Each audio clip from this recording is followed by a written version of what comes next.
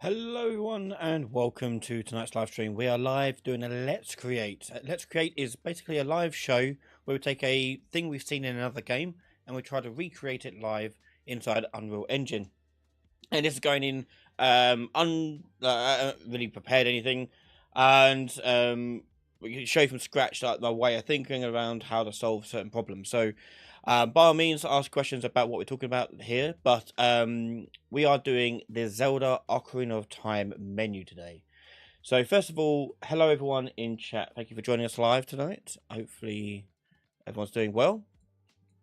To make things a bit prettier, I have quickly set up in the last 10 minutes a demo of the game that we can use, using some sort of stylized character stuff. But let's jump in and share the screen. Okay, so the thing we're trying to remake, if you're not familiar with it, is in Ocarina of Time there is this menu.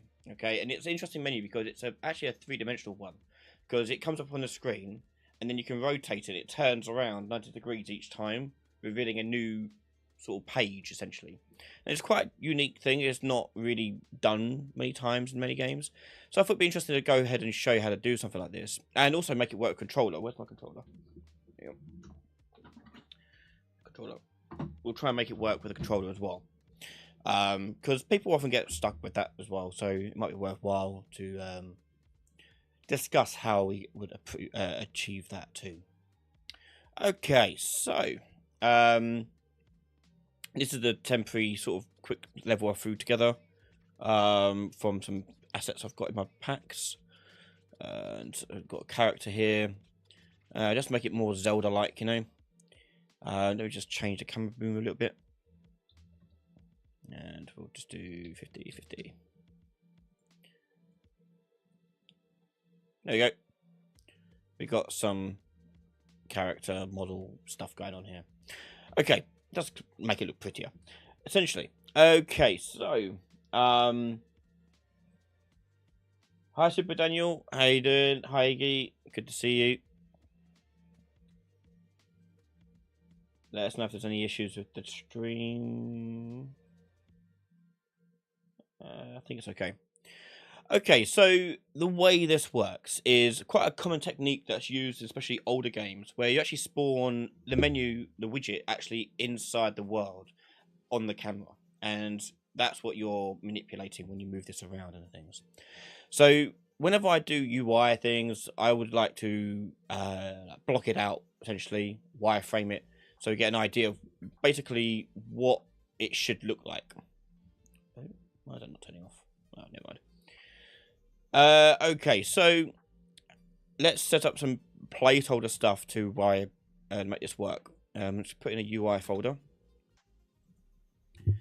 and we're going to need an actor for this, especially. So BP, and we'll do player menu. Ooh.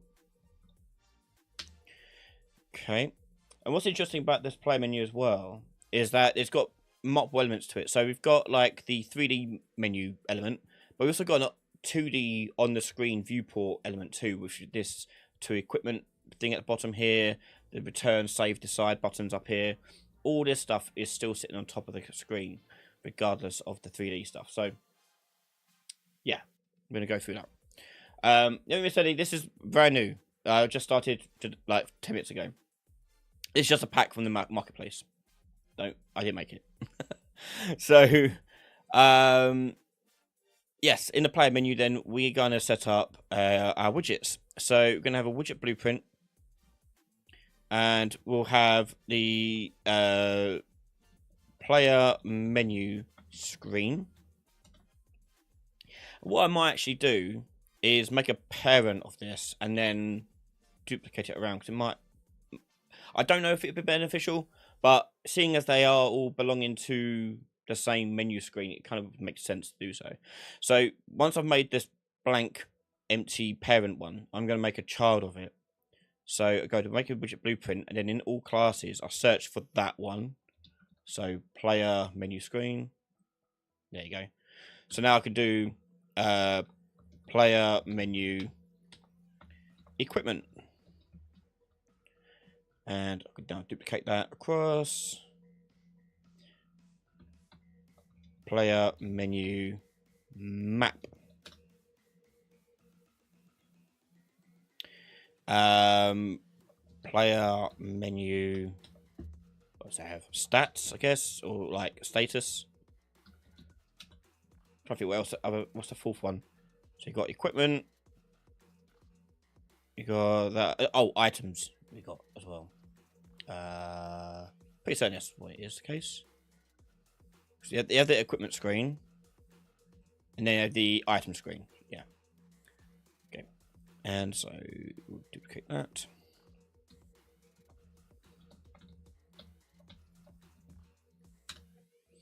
Okay. So there's our 4 that we can only do 4 because it's a cube. It's going to be rotating around us. So we're going to set these up in here. Now, what I'm going to do for that is I'm going to put in the parent one just a border for now, like that. We'll worry about details later. So I just want to set up like the main thing on this. And once I've got that, I now want to put that in here 4 times. So can we do it like that? No. Okay. Let's do it this way. So there's one widget. And we want to select our widget over here. And we basically got to make a box of them around the center point here. So the sizing here matters. So the aspect ratio in particular, we want to keep the same. So I'm going to do basically what our screen resolution is really. So we'll do 1920 by 1080. And then scale it down. I can't remember if it's scale. If we want to scale, would make it better or not. I think it's scale. So 0.2, 0.2, 0.2. That'll do for now. Okay, and I want to put this one as the front one. So X is forwards always. So I'm going to turn it around like that, and then move it about there. We'll figure it out in a second. Yeah, like that. Okay, and I'm going to duplicate that. And this one, we're going to put over here. And this one is 100 out. So I want to make sure that this one is 100 out in the Y here. There we go. So obviously these don't match up. We need to make them match up. So let's take this. I'll make this a bit easier. We'll do. It doesn't have to be exact, so that's not too bad. Do 1800 by 1000. And then take these down to 0.1. There you go. 0.1. And copy the size of that one. Put it on there. 100. 100. Perfect. Okay. Okay, so that's 2. Let's duplicate that one again. And this one is going to be the same, but this time rotated in the other direction. So it'd be minus 90. And this one would be minus 100. Oh, it would be minus 90. Positive 90. There we go. Duplicate again. Now this one is going to be in the X here. So I'm going to do negative 100 in the X, 0 in the Y, and then 0 in the rotation. And hey bingo, we've got our grid essentially set up. So now let's make it so we can actually manipulate it. I think that's what's going to be the key thing we want to get right first of all. So on each of these widgets, I'm just so we can discern which one's which. We're going to put in a menu bar at the bottom. Okay, because we need to do that anyway. And as I said, there's going to be multiple widgets where you got the one that's in the world, like these ones, and you got the ones on top of the screen that you want as well. So we've got another widget here. Player menu HUD. And this chap is going to have a canvas panel with a border. And this is going to be put at the bottom. So if I hold down Shift and Control, by the way, you you click on the bottom pin and it'll move it and align it perfectly to where you want it to go. So now you just resize it to whatever you want it to be. So something like that. Yeah. And for now, I'll just make it black. And I'll move it up a little bit too. And put in some text. Okay, and we're going to center align that text there. And because it's going to be variable, I'm going to rename it because I'm a good game developer. That's what we do. Text, screen name, and make sure it's variable. So anything that you're going to change, like some text is going to change its appearance, we want to make sure it's variable. Okay, so that'll appear there, and we're going to make this thing have a reference to our BP player menu. The reason why I want to do that is I need it to know when I've turned the menu. So when it turns the menu, it can communicate to it and say, hey, I've turned the menu. You've got two ways of doing it. You can either do it the direction of the player, the BP, this thing, to the HUD, or the HUD linked to the BP. I'm actually thinking I might actually make it so it goes from here to the HUD, because what I've got to do anyway on the begin play is create a widget, and we've got to create our player menu HUD. And if I'm doing that, I can also just save its reference here and then add to viewpoint. There we go. Good morning, Jason. It's evening for me, but good morning for you. Okay, so that'll happen there. We've got the reference to that there. Perfect.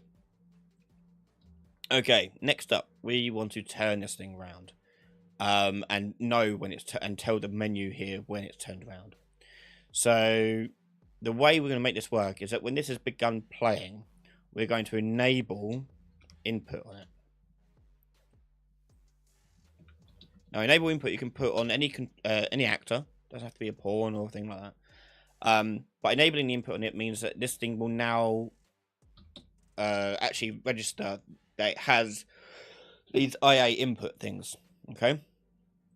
So let's actually, what might be nice to do is create input actions for this screen here. So if I do IA cycle left and do another one, well, I could just do one.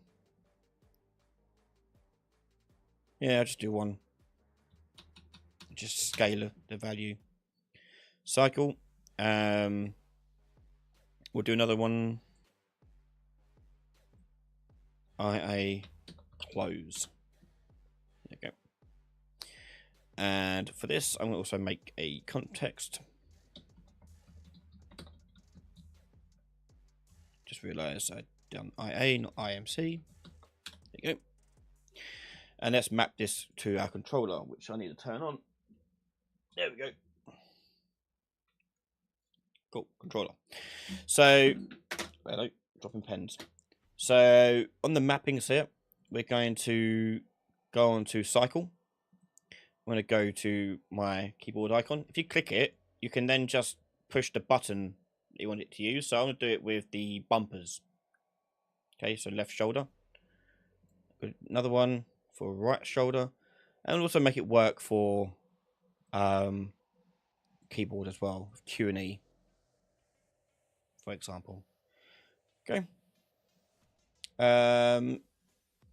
Yeah, so because we're doing one input action for both left and right, we want to change the direction based upon the modifier based upon which button we push.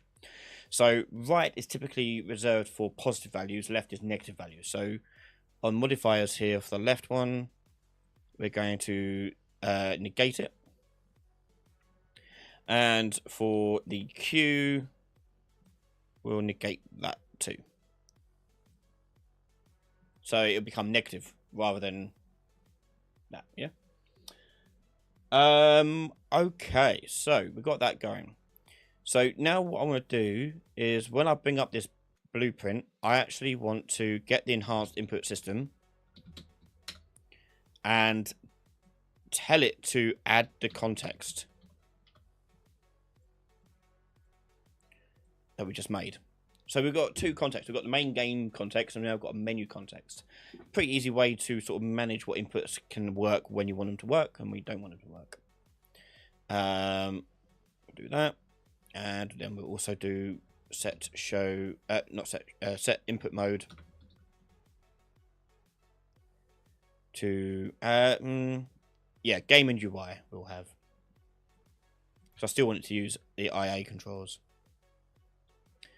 And widget to focus will be well, we don't worry about that. Okay. What next? Oh, I want to disable movement. Hang on. So get player character and disable input. And I'll explain why we are doing it like this rather than changing just the mode to UI. If we change it to UI, the buttons won't work anymore for the blueprint here. Also, if you want to use input actions on your widget, then you also need to make it game and UI. So that's why I'm doing that. But because it's still in the game mode, I need to tell it not to move or control our character in any kind of way. Yeah. So we'll leave it like that. I mean, also you could pause the game as well if you like, and then make this thing not pausable. But anywho, we'll do this. We'll also do a close effect while we're here. So when this one's end play has been triggered, we basically want to undo our mess here. So I want to do HUD menu, remove from parent. I want to remove the mapping context. So take that.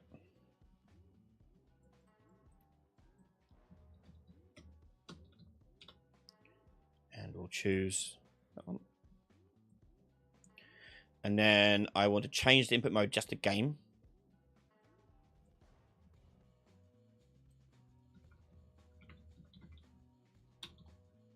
Game only. And then I want to re-enable my player character's actor.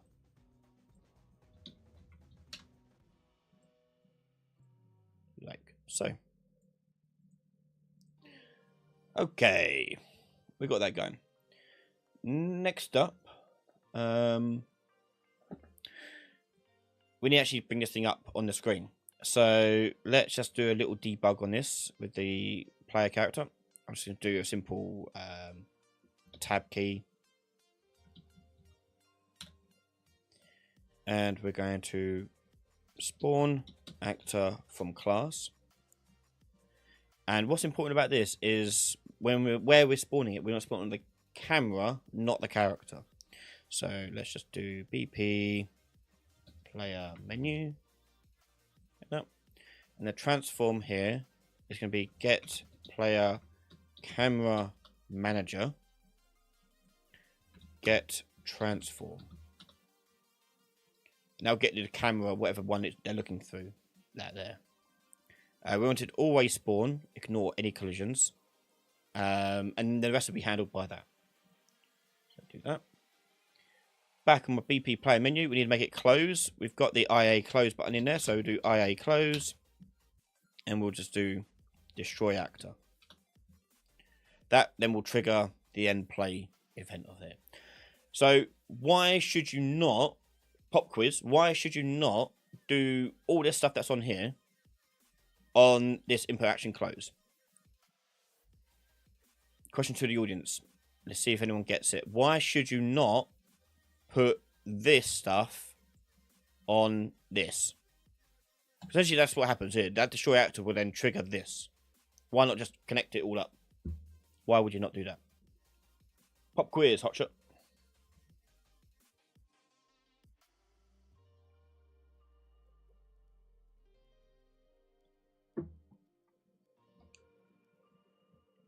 Do you plan to make an updated horror series? I didn't make one before, did I?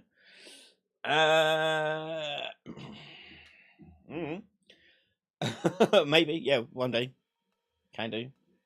Wouldn't fire after getting destroyed? No, it would still fire. Even if well, I mean, I could also put this at the end. Or put that in the middle. Like, why wouldn't I do that?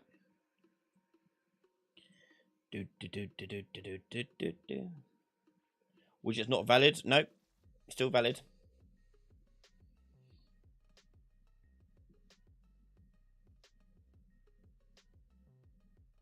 So the reason being is that this will close the menu, right? Hey, Iron Thumb's got it. Nice one. Yeah, in case the menu closes for any other reason. So if, in the world of if, you've got something else that triggers your menu to reopen the world. So let's say, for example, you take damage if you haven't paused it, and you want to close the menu. That is something you want to force to close without doing that. So if I tell this actor to be destroyed when that happens, perfect, that's what I want to happen. If I have this tied to the input action, therefore it can only work with the input action, which is not great. So, and that's true for everything. You want to try and separate things out as much as possible, so it makes it a lot easier to manage when you want things to happen. Even if in your design you do not have that as a thing, you should always split up anyway, because you never know when it does become a thing. But yeah, well done, Iron Thumbs, for getting that. Okay, so right. So I think that was. I don't think I missed anything. Probably have. There you go, and there we go. I didn't put the close button though, did I? That's one thing I didn't do. Let's do that.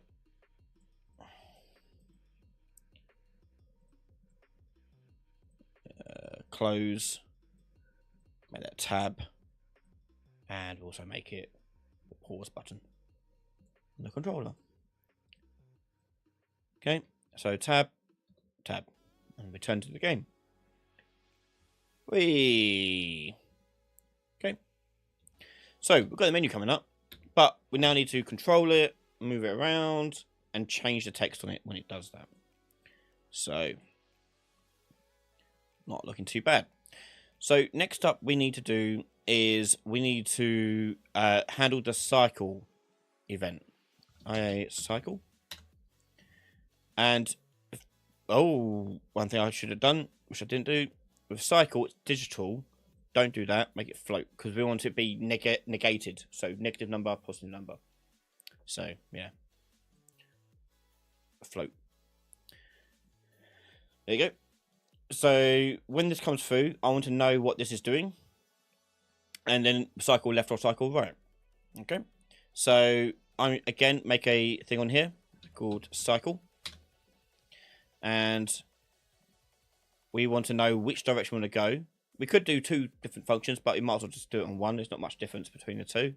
So just going to have an input for cycle right as a boolean. That'll do just fine. Okay, put that in there. Probably just when it's started, not untriggered, really. So cycle right here be basically, is this greater than 0? That's it. Now cycle, and we've got cycle right. When it cycles right, we want to rotate this whole actor around 90 degrees. So I want to do a variable in here called current angle position, and we'll do it as a float, because I don't want it to snap. We could make it easily snap, so I shouldn't just do set actor rotation. I shouldn't just do that, because that won't give me that smooth movement. I need it to know what is its targeted angle. Okay, so I'm going to take the current angle position, and what I'm going to do on here is I'm going to add onto it 90. Okay, and then set that to current angle position.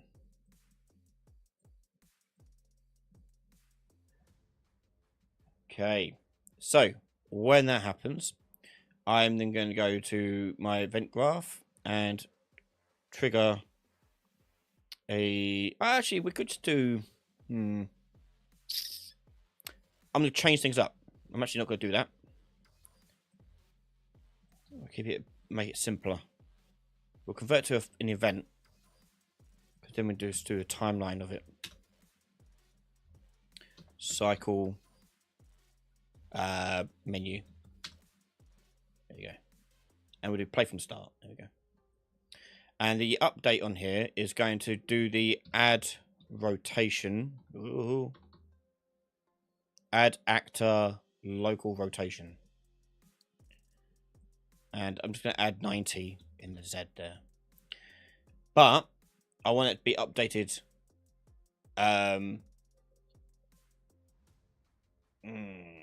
No. Add rotation. Yeah. So in here, we're going to add a float rotation. And we'll do 0, 0. And then do 1 and 90. So it'll take 1 second to turn 90 degrees. Bit too slow, but for now it'll do whilst we test it. Okay, there it is.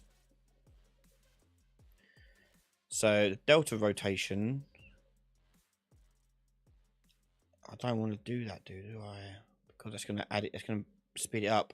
Instead, I want to do add relative rotation to the root.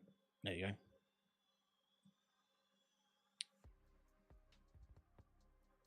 No, not add relative rotation to the root. What am I doing? Set actor rotation. It'll have to be this. And then what I have to do is...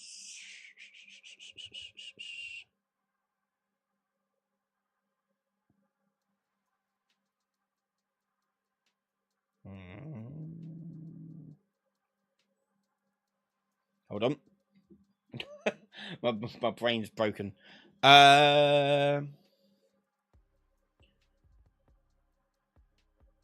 going to update and cycle.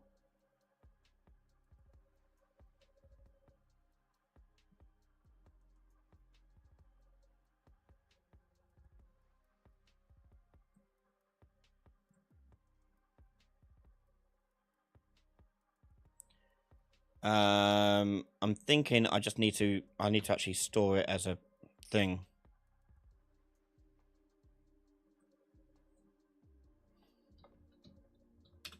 We'll try this.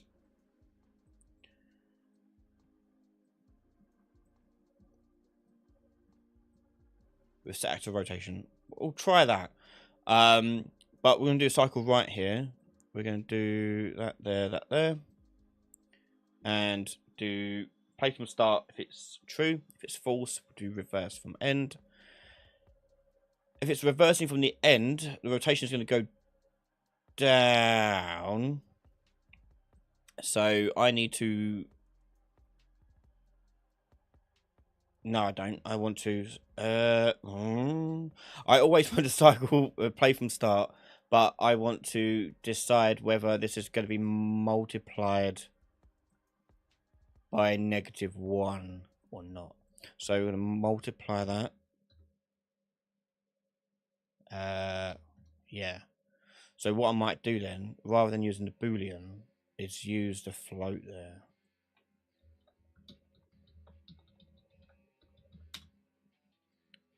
And do it like that. I think. Yeah, so rather than doing that, we can just delete that. Put it there. Make it simple as well, we'll assign it. There you go. Signing basically, if it's negative, it'll make it -1. If it's positive, it'll make it +1. Hello from California. Oh, I hope you're safe there. It's horrible seeing what everything on the news there. Cycle. Okay. Right, let's see what happens here.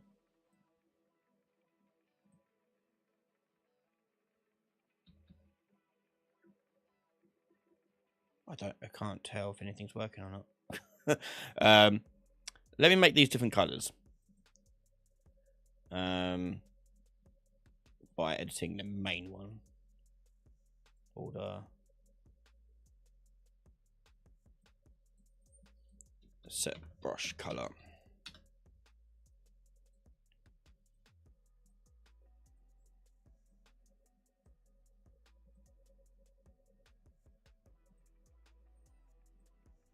Brush color. Red.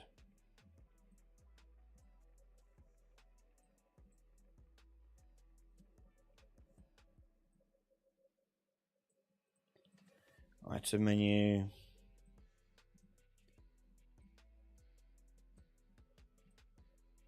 File save. And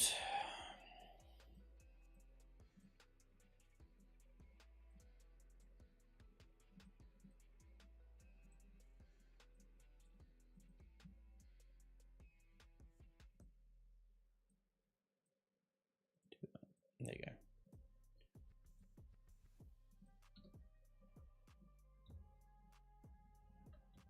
Not appearing at all now. Why not? You there?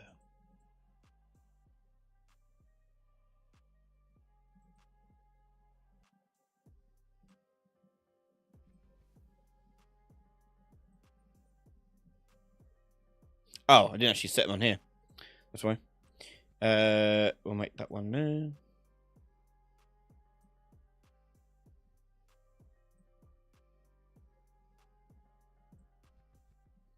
Equipment.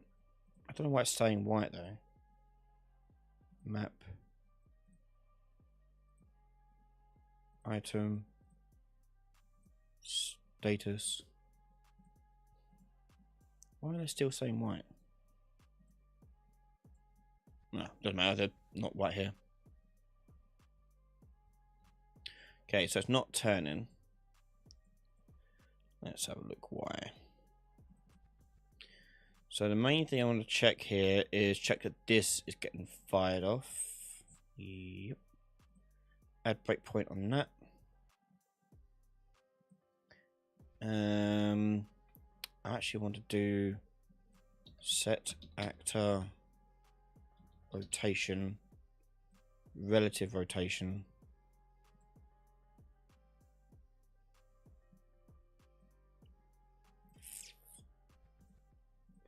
Let's see.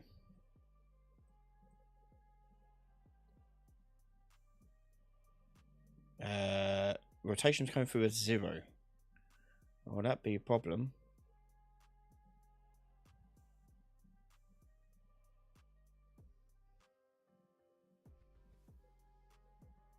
Why is it coming through as 0?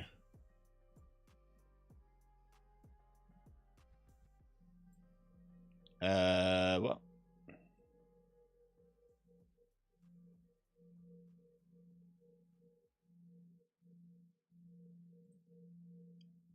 We'll try that on completed. There should be that.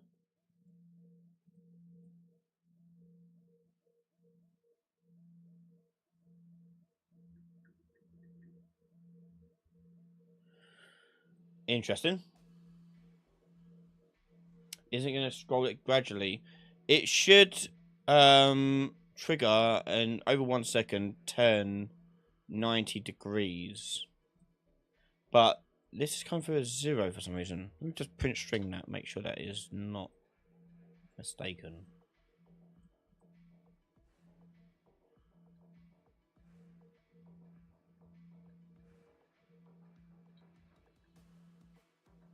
Yeah, why is that coming through as 0?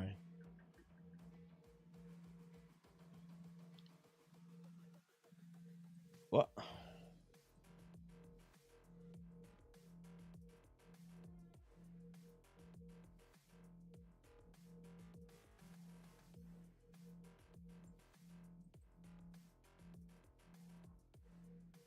Yeah, the float.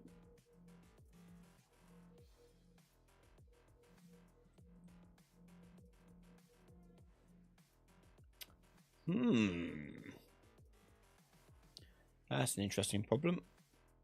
Make sure it's not the sign that's doing it. Let's just plug it in directly.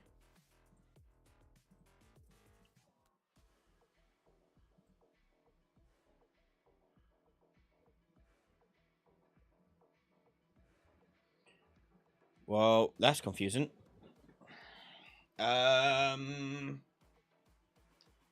It being Boolean should, or like a digital, it should be a float. But I'm guessing. Okay, cool. Right, in that case, we'll make it back to Boolean, and then on here, we are going to say, because I need to gate it, don't I? I can't Boolean it. It should work. Like, it should go through as a 1 when it's pushed.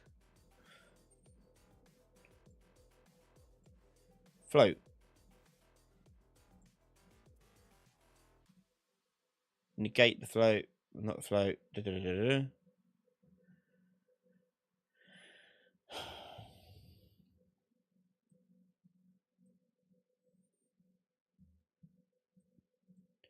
I am confused.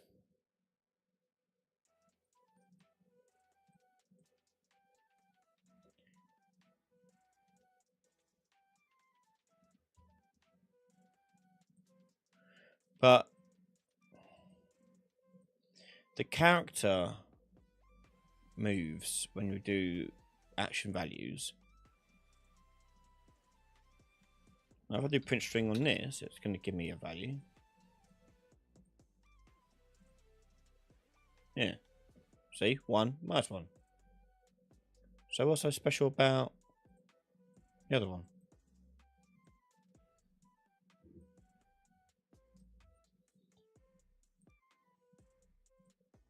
Stumped.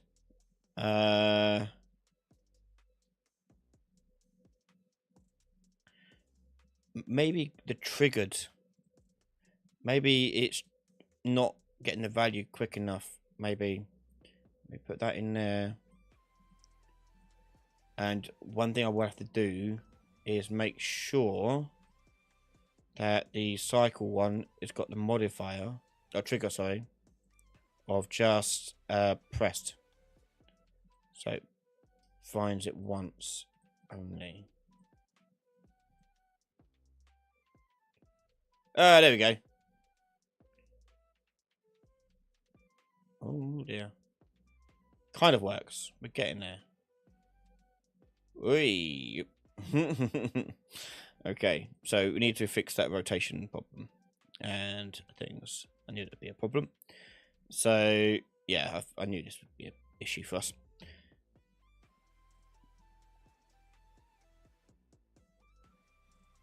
Yeah, on completed, it seemed to reset. I'm guessing because it's used the value and it's no longer using it.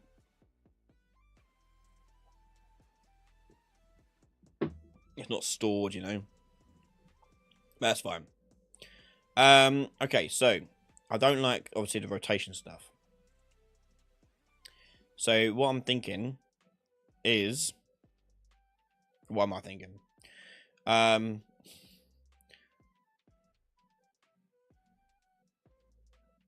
If I do this as a value of 1, like that, and make this last 0.9 seconds, 90. Could I not just say, add delta, add delta rotation? No, what am I thinking of? Add rotation. Add, yeah, there you go. Add actor, local rotation. I'll put that in there. Let's just try that out.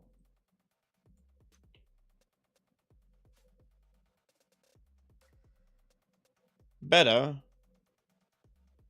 Obviously, the angles are not right for some whatever reason.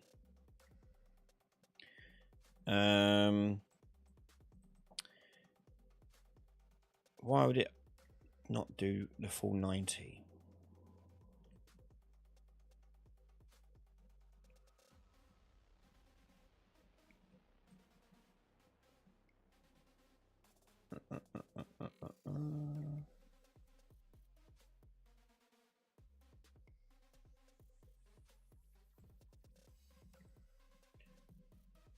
Makes sense. It would be 90.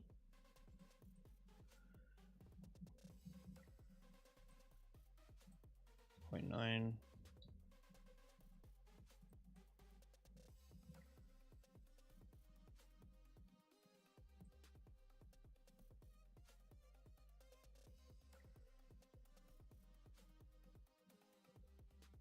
Also, that's not going to work too well as well because that's going to be frame dependent. Maybe that's the reason why. Okay, I don't like it. We'll take that back down to 0, 0, and make that 1, 1. Bring it back to 1, like that. And I want to set relative rotation to relative rotation.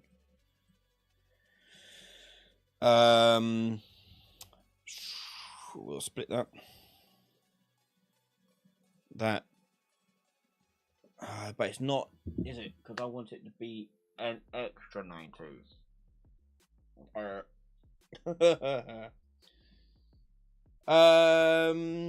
Yeah, it might have to be a temporary variable. I'm hoping that I didn't have to do that.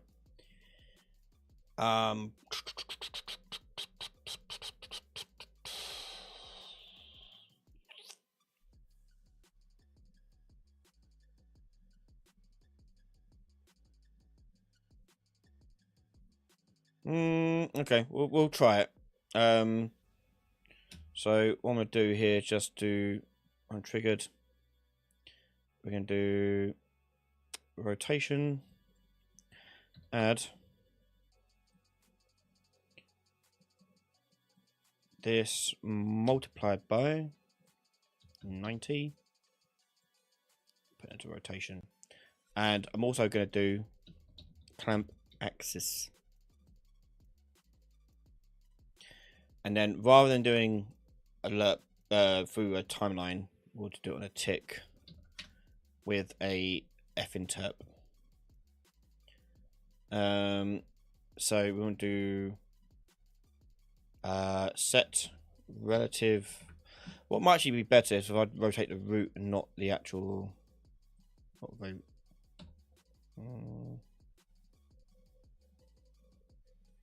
Is I add like another scene component in here. That might actually be better to do it like that actually. Attach. And then attach all these to that scene. Then rotate the scene. That might probably be better actually. So I can do set relative rotation. That actually might be a reason why it won't work with the timeline, to be fair. Oh well, we're here now, we might as well just carry on. Split that. Rotation. Finterp 2. Delta time. Target. Ooh. Here's the rotation.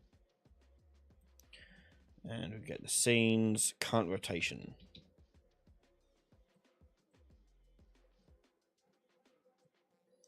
And we'll do 3.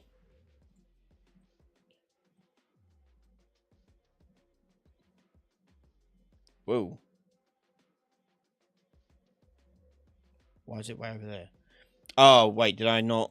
Hang on. Oh, no, it's fine. Oh, the scene's way over there. That's why.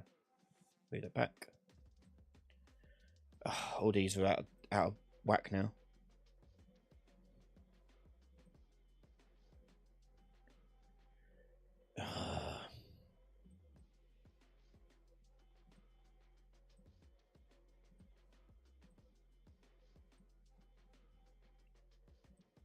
So that one will have to go in the Y. No, why is it?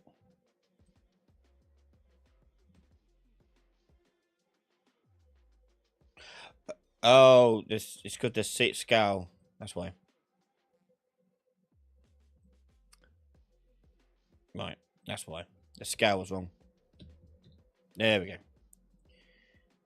Because I added it on as a child rather than a thing. It's 100. Ooh. Oh, it's been negative 100. 100. And that one will be... Right.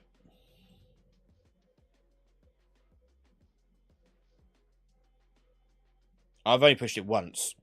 It's just going nuts.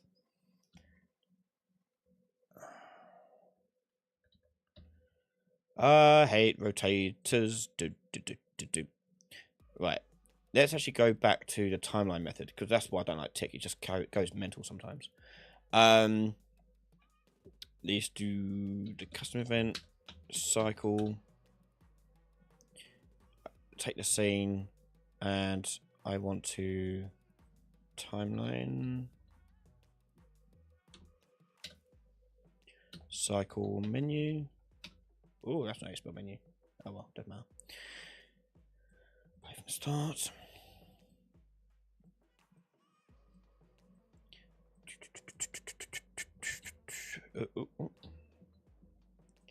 And 1, 1, 1.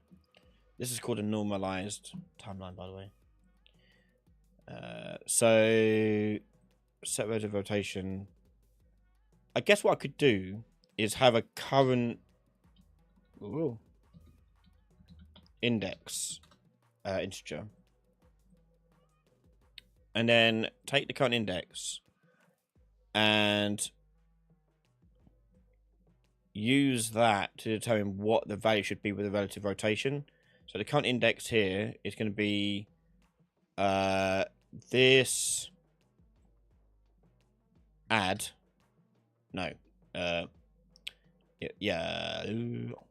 it'd be this multiplied by 90, add on to it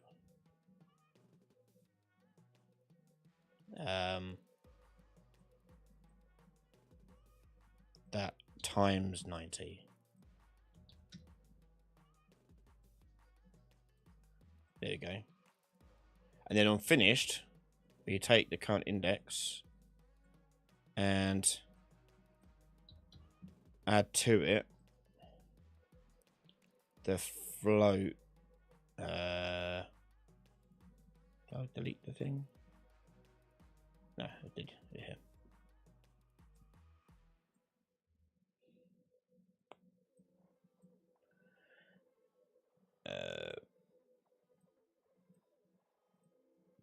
Quick direction. There we go. And put that in. Where are we going? Yeah, down there. So current index multiplied by 90 multiplied by direction. No, not direction. Yeah, direction.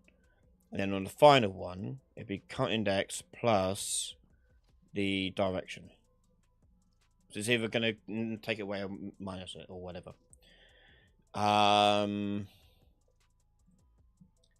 Maybe that. We'll see.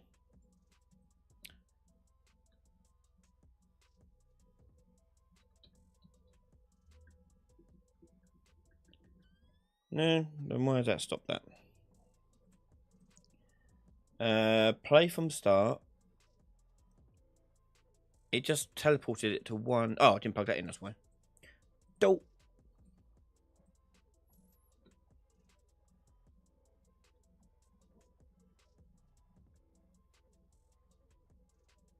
Seems pretty good.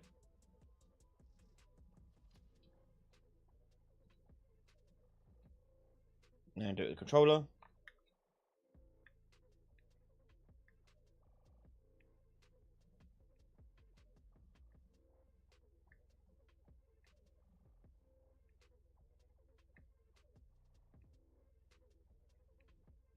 Yeah, okay. So the only thing I've got to do is make it so I can't just tap the button, because it does weird stuff when I tap the button like that. It just resets it. So I need to stop it from doing that. So we'll go back to the play menu, and when we click the button for cycle, we just want to see to make sure that the timeline, which is the reference down here, is running. Is playing. There we go. And we'll put that as not playing, so not Boolean. There you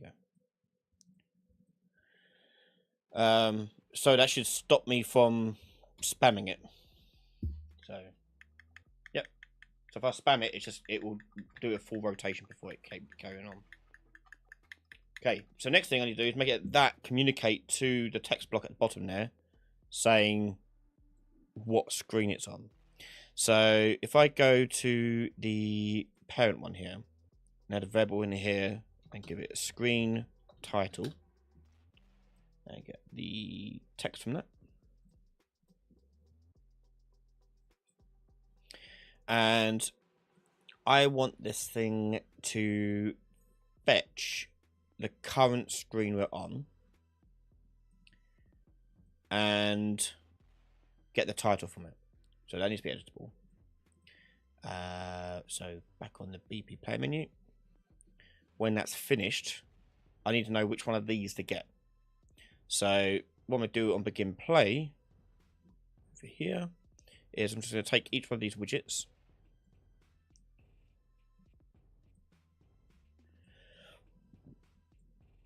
and I want to make an array. But important thing to note here is it matters what order I put them in. So that's got to be the first one. That's the second one. Good. There you go. So it goes that one, 1, 3, then 2. So that one. Oh. 1, 3, then 2. Okay. Do that. Okay. On the content index here, I now need to get the array and get a copy of the content index. And from that, I want to get the widget from it. So get the widget. User widget we'll use. Cast to player menu screen.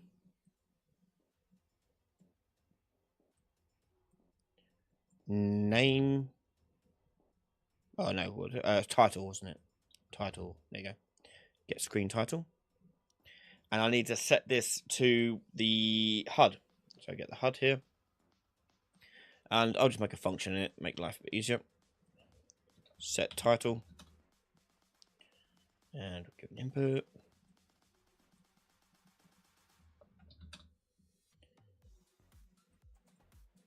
Set text. Like so. Then back on the player menu, I can just call that set title function. Another pop quiz. Why should I do as a function rather than just getting the text object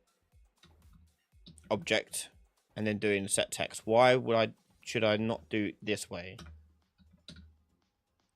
Why go for the trouble of making a function? There's actually 2 reasons why. Why would you do that? Did you call yourself Tesla back in the day? Tesla Deb? No, I did not. I've always been Ryan.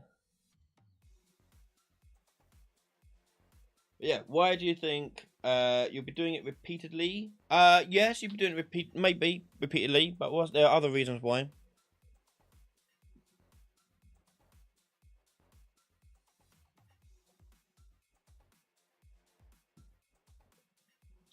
Neater, yep.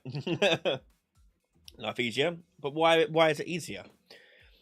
Like one thing I want to get through to people as well is like not just yes, this is why you should do it. This is what you should do, but also you have to understand why it's good to do it this way. So decouple from knowing the name of the text widget.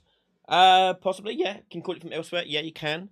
So there are a few good reasons why. So first of all, one reason that's good to do it as a function is if I wanted it to do something else, maybe play a sound effect, do an animation, do something, whatever, I could just put it onto the function and not worry about it working on here, or wherever it was, here. So that's one thing. Another one is that, yes, you can call it from elsewhere. So if I wanted to do change the title to something like locked or whatever, I can call it from somewhere else a lot easier. Yeah, it's that sort of thinking that you want to do, is separation from that. And wherever possible, try to break your thing down into functions to make life a bit easier down the line. So rather than going directly and setting variables, it's a lot easier and a lot better to make them separate functions that set the variables. So for example, we can actually make this even better.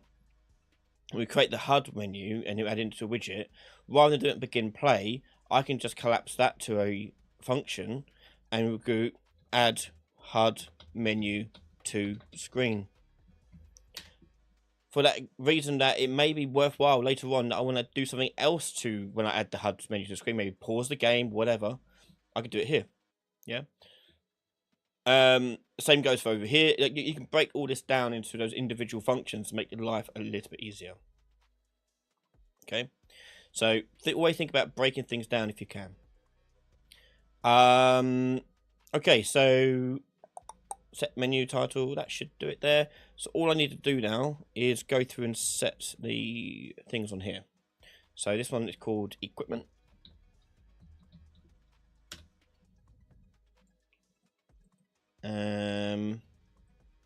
Items.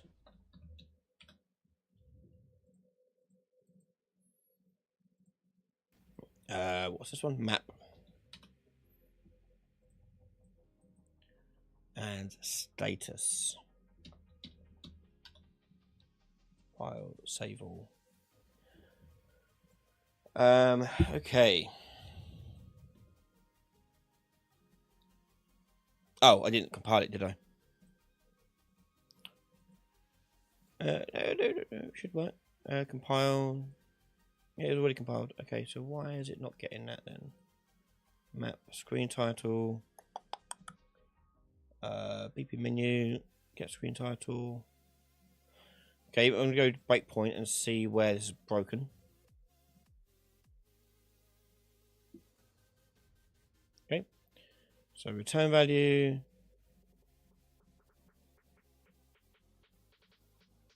Okay. Current index has been. I moved it to the left, made it -1.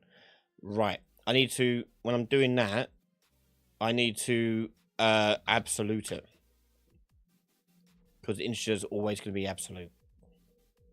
All right. Let's try that again.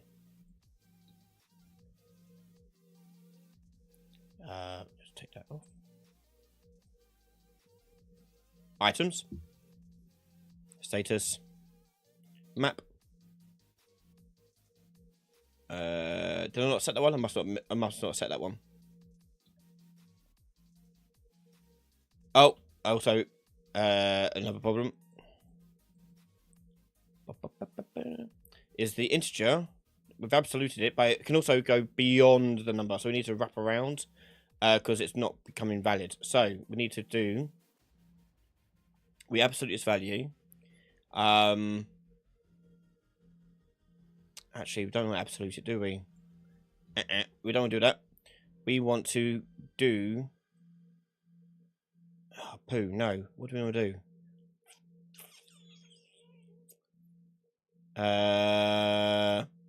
Because if we absolute it, 1's not equal to -1. -1 would be equal to 4. So... Okay, it's a little bit more tricky. Let's just give a bit more space here. So I need to get the array is valid index, and what I'm going to do is I'm going to break all this down into a function. Set title. The reason being is I want to make use of local variables, I think, rather than filling up all the variables at the bottom of junk. So the problem is the current index. So the current index, I need to know what this is in terms of the range it's in. Because -1 is actually going to be equal to 3. And -2 is going to be equal to 2. And -3 is going to be equal to 1. And then -4 will be equal to 0. So what does that look like? So if -1 has to equal to 3, Yeah. We need to take the count index and... Well, first of all, we'll do... No, what? Oh, shoot. What do I want to do?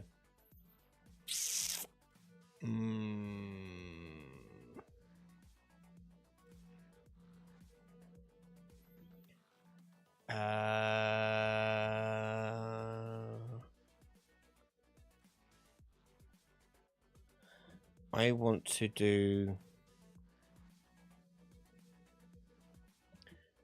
mod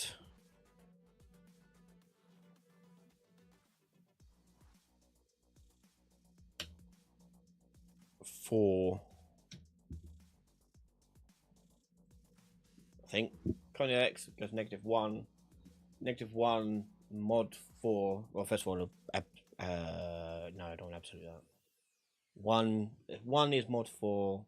That leaves us 3, but I don't want to do that.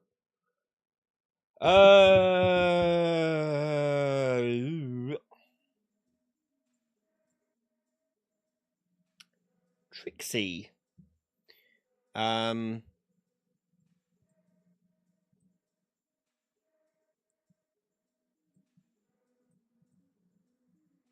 It's because it's rotating.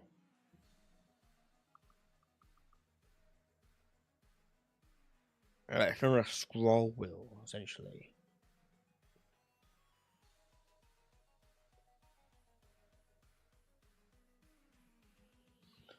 Okay, I've got a plan. We put the count index in there. If it is... No, sorry. No, okay, I know what I'm not doing wrong. So, I'm too tired. So it's this bit I need to change. We'll promote that to available while we're here, because it's going to get messy otherwise. Okay. Right. Before I set the count index, I need to loop it round. So I need to see whether or not it's valid in this array. So is valid index. No. Then I want to select the int. If it is valid and it's A, fine, just drag it on. If it's not valid, I want to know which direction we're going in and change what B should be. So direction here, if that is greater than 0, we'll do another select int on here. And we want to do... We could probably tie this up actually. If it's greater than 0, it's A, we're increasing it, so if it would be greater than, it'll cycle back down to 0. So A will be 0, B will be 3. The top end of the index. So the current index should no longer go anywhere outside of 0, 1, 2, or 3. I think. Let me just make sure I'm not going mental. So there's probably a way of doing it nicely without doing the select int, but for now let's try that out. Okay. So map, status, items, equipment, map, status, items, equipment. Let's go back the other way. Items, status, map. Huzzah! We've got it working. Yeah, so that should do it there. Okay. So I think where I'm thinking of making it a bit easier, because it's just mathematical stuff, so we could probably just make it mathematical in some kind of sense, because directions could be -1 or 1, and then I can work out like what it should be. But for now, I'll leave it as is, and there's no harm in it doing it this way. It's no big trouble whatsoever. Okay. That seems to be the solution there. So to recap what's going on here, we're looking at this array and checking whether or not the current index plus or minus the direction is still valid. If it is valid, great, move on as it should be. If it's not valid though, we're basically taking that index and putting it up the other end of the array index scale. So if it goes to -1, it becomes 3, and if it becomes 4, it becomes 0. Okay, and it'll just keep doing that, keep it trapped within that 0 to 3 range. Okay, so that's looking pretty good there. I'm liking that. The next bit I want to go through is control the navigation on the actual widget itself and giving it control. So the first thing is our widget menu screen, like the default of it, needs to be focusable. So I'm going to turn on focusable. That's the parent one, and it should hopefully filter through. Nope, all right, fine, we'll do it that way. That's annoying.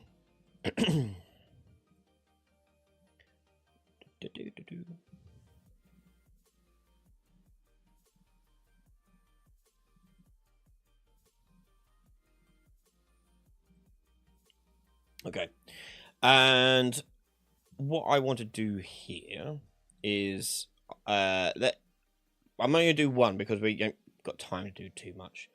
We'll do it on this. We'll do it on the items one because the items will be more likely useful for this. So this one would actually be a border with a grid inside of it normally. So let's just do the item slots as like a widget.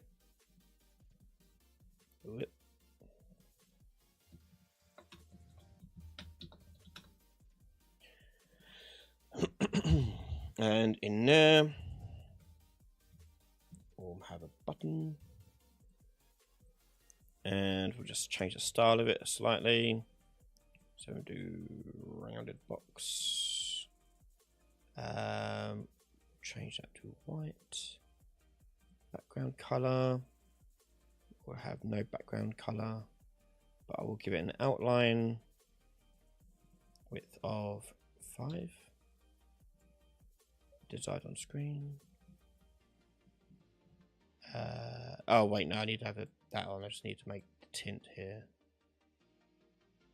No.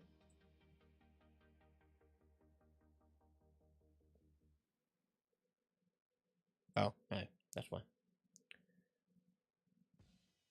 There you go. It's because I had that ticked on using brush transparency. But there's our slot. Okay. That'll do.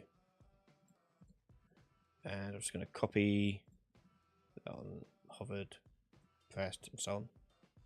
Compile, save.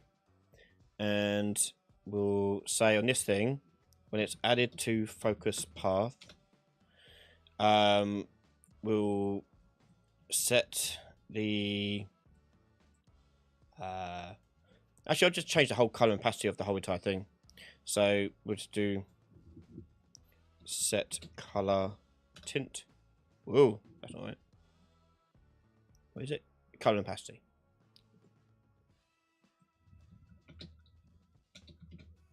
There we go.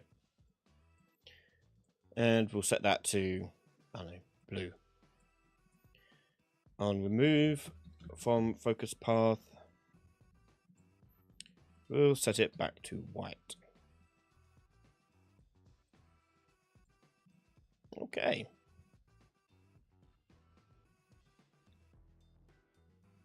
Has the flashing stopped now? Yes, it has, yes. Okay, so where that would be on the slot. So I want to go to the item here. And we're in here, we're going to have a grid. The uniform grid. Actually, I'll do a wrap box, make it life a bit quicker and easier. Ooh. Oh, no, actually, I should do... I'll do uniform grid. Slot. There we go.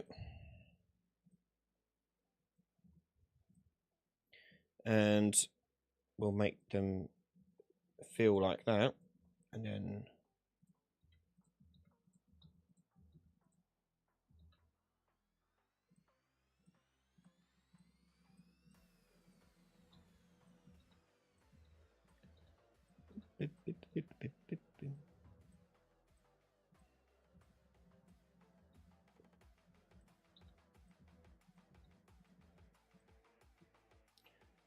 That'll do.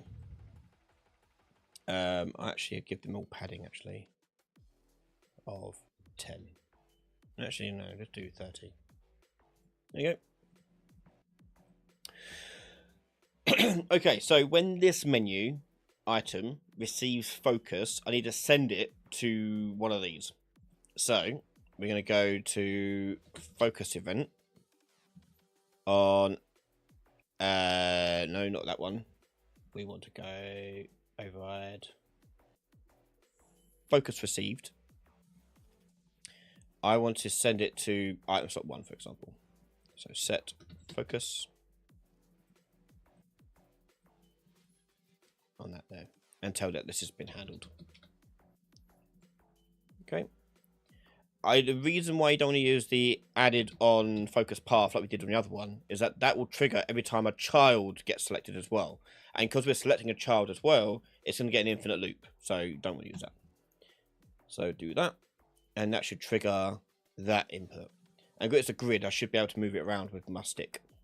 So the main thing is I need to pass focus onto it whenever the menu changes round. So go back to player menu.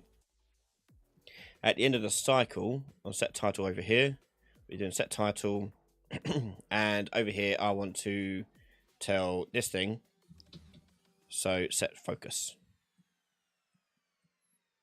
All right. And let's see what happens.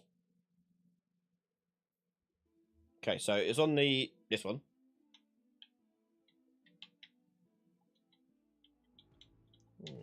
Nothing has focus. No. Am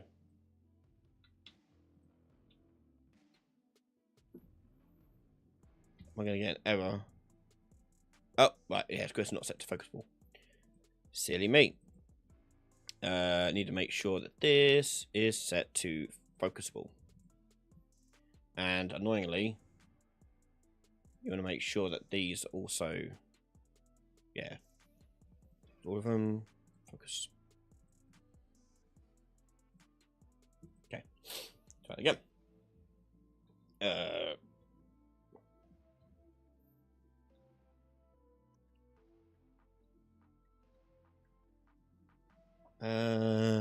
Oh, it's trying to set focus to that, but we've now lost. There you go.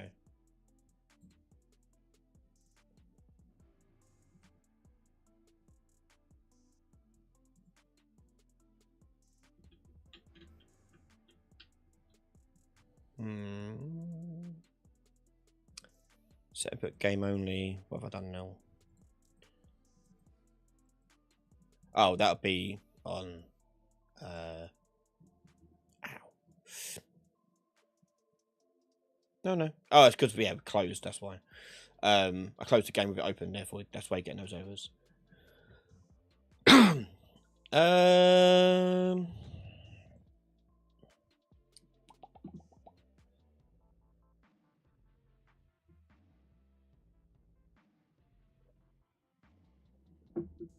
No, when I generate the player menu widget, I use a cast.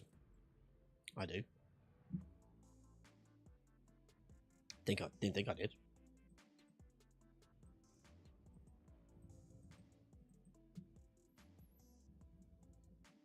Yeah, there's a menu there. And then on the menu here, we're doing create widget.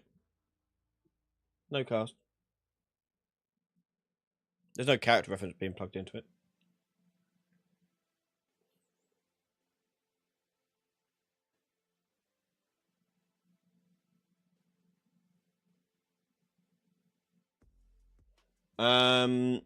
But yeah, if you are passing a character through, you can just pass a character through as an input.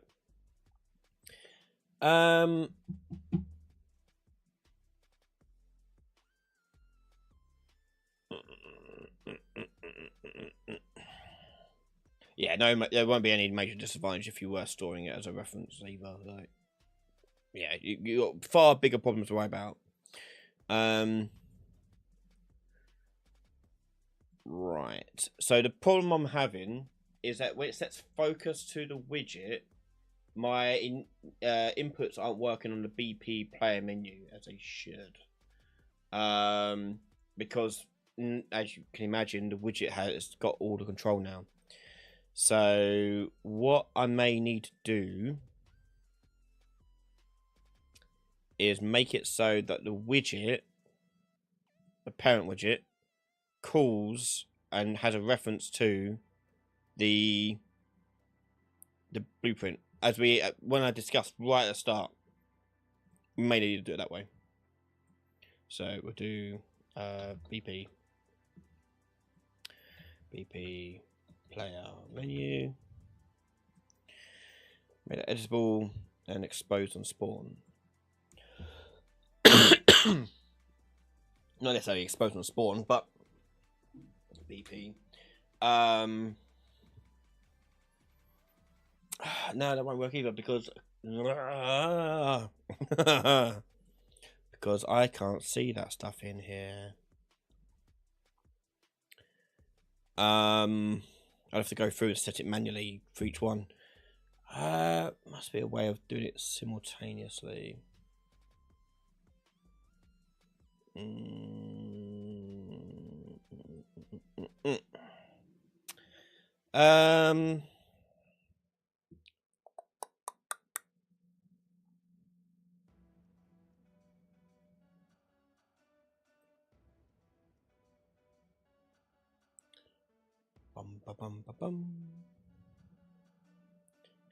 Game and UI. I don't want it to capture the input. I want it to bubble up. But I don't think it can bubble up to, like, you bubble up between in UI itself, so each UI can have multiple things. But I don't think you can bubble from UI to blueprint. So we might have to do our own thing.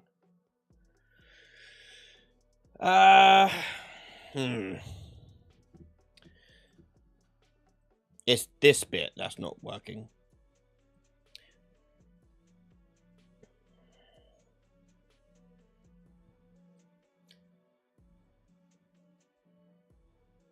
So what I think I need to do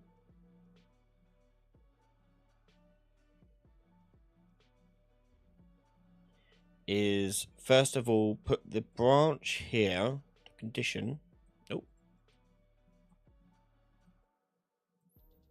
this on the cycle thing up here.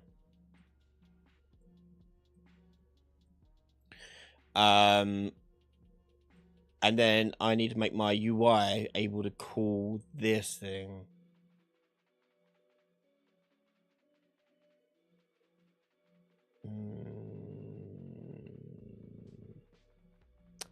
Just want to check something.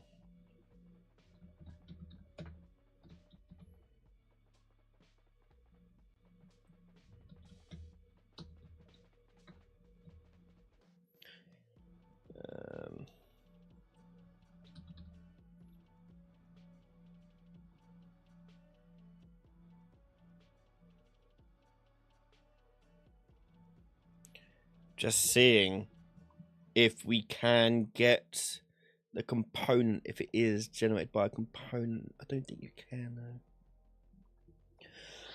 though. No. Okay.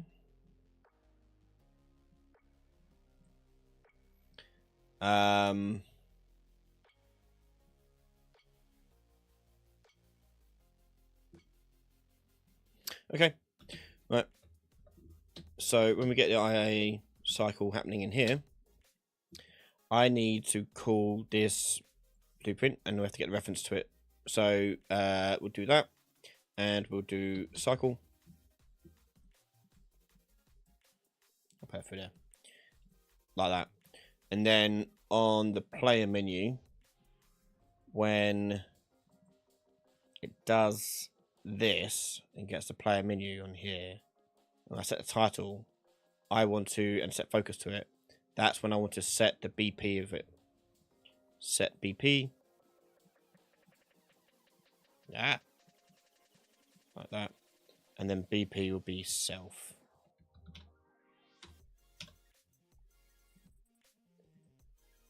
I think that'll do it.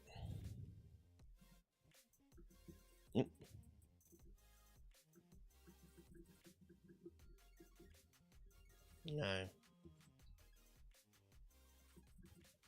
Why not?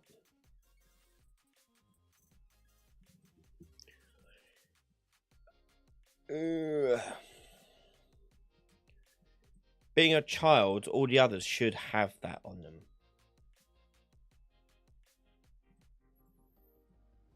We'll print string that.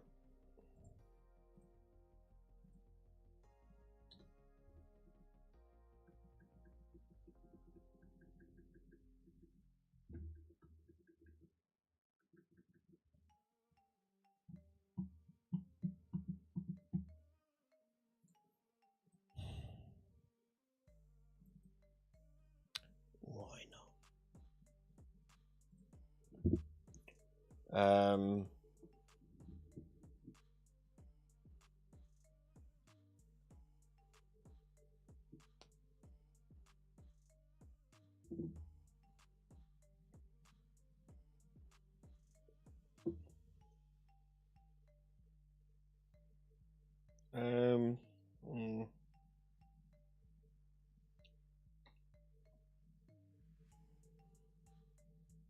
Getting tired now.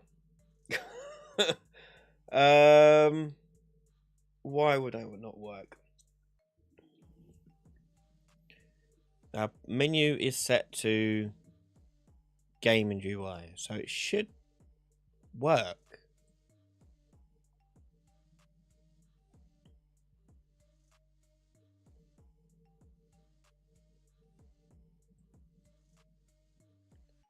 Let me just want to check if I put that on. No, for example, I'll do it on this one. If I just put that on there, not the parent one, but on that.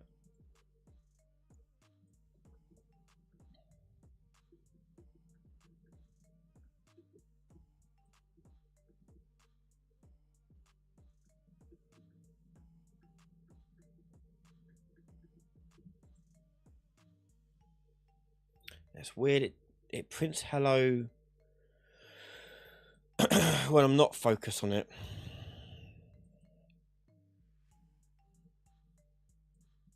I did it twice because they exist.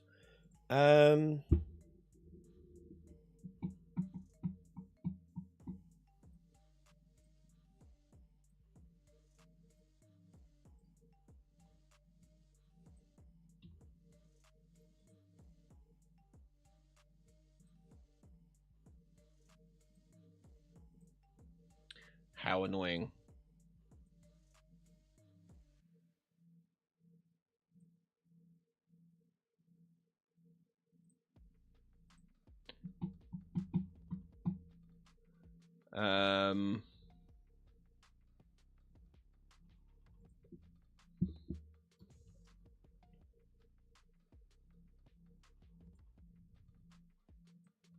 Yeah, see, when the widget doesn't have focus, it can do it.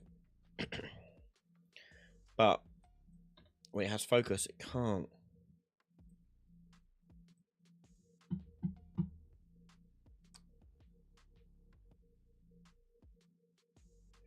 Having input action event in a player menu consuming not allowing the widget to call it.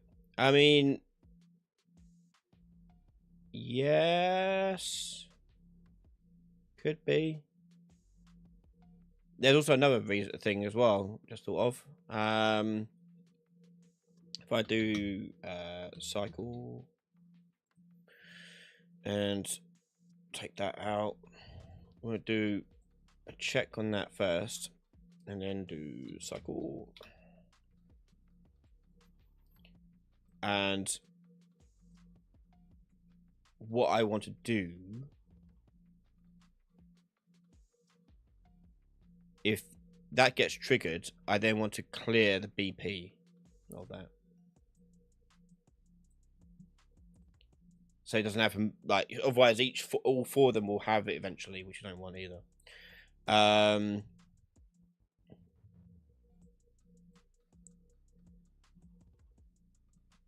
And there's also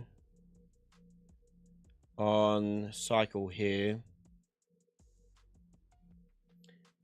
I'm going to make it not consume lower priority ones just in case that's triggering it.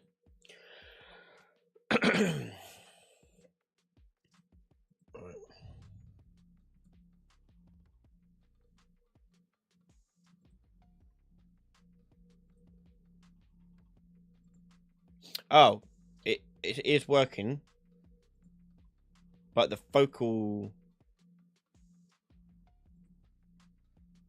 What? See, I'm not on it at all.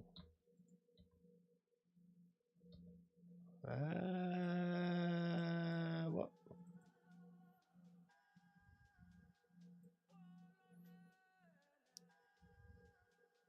Okay, new problem, and it's hard for to understand because we're not. You can't feel it. So the problem now is my mouse. Before I had to click outside of the widget in order to be able to move it again, but now I can just click on the widget, and I can now do it. So it's like the focus isn't getting set correctly.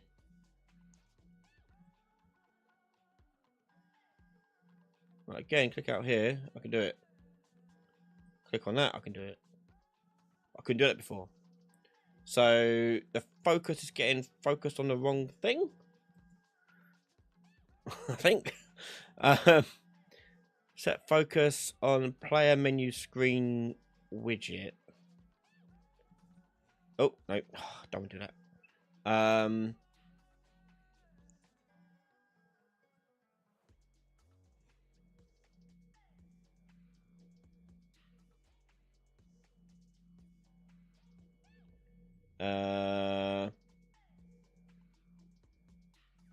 Yeah, I'm directly referencing this. So why is that not doing that? Edit focus path. We'll just do a print string on here saying hello.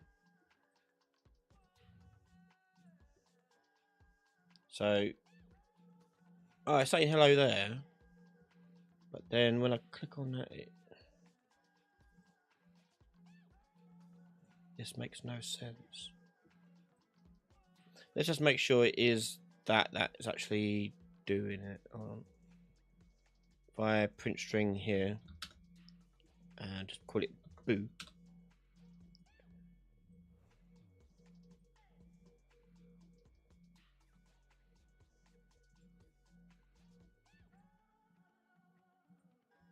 Oh, okay, so it's not using the input action inside of the widget for whatever reason. Why would it do that?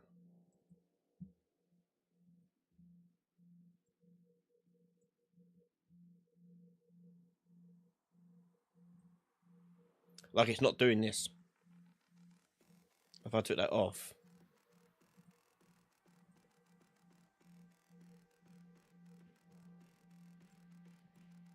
It will still do the same thing.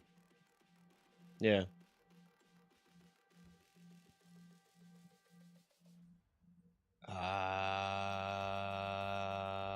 Why would that not do that?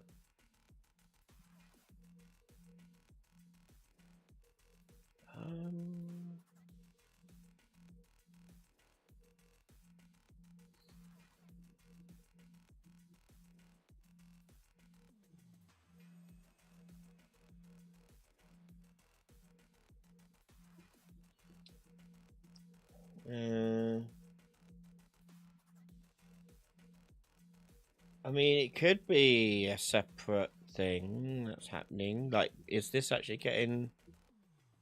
It shouldn't consume because it with enhanced input action. It should play them all. Like every time this is called, no matter what you're on. So this should fire on here and in there. But it's not for some reason.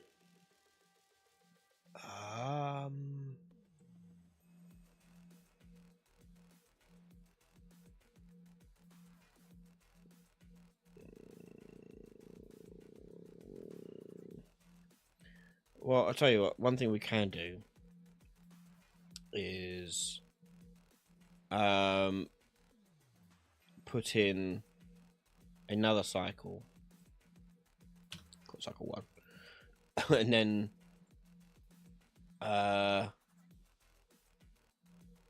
properties and group cycle 1. Paste all copies. Copy. No, all right, fine.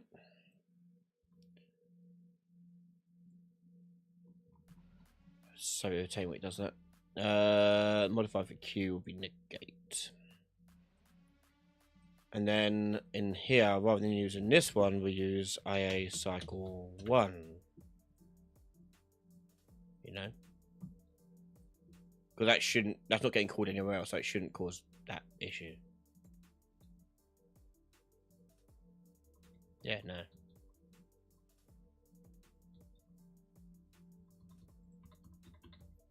No, I don't get why it's not doing it. Input action should work on it. We changed the input mode.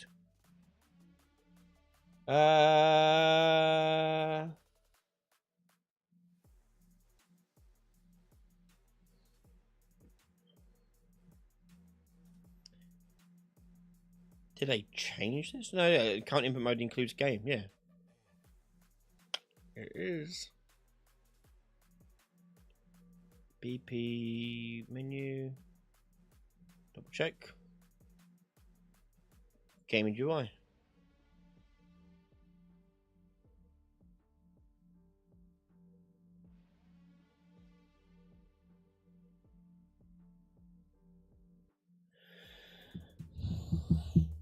I'm getting really annoyed with this. Why is this not working? Is it because the cursor? Sometimes that is an issue. Let me just double check. We'll make sure the cursor's shown. It shouldn't need that, but hey ho, we're trying things out now.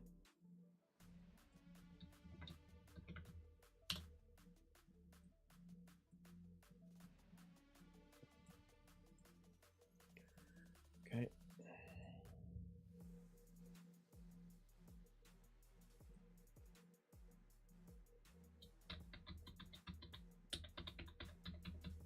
Nope.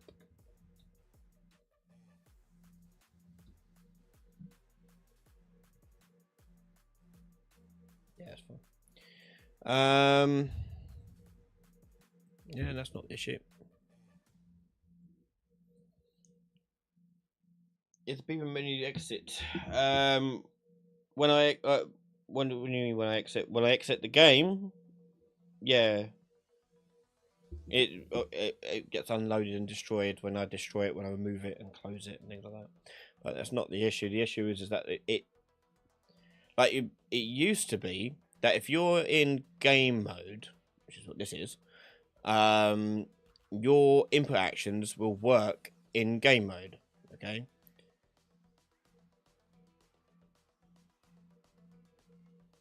But it looks like they're no longer working in the UI screen. They used to work, like here, you know? Oh, unless BP is not valid and it's not getting that. Hold on. We'll just take that over there. Let's just work out if that's the issue.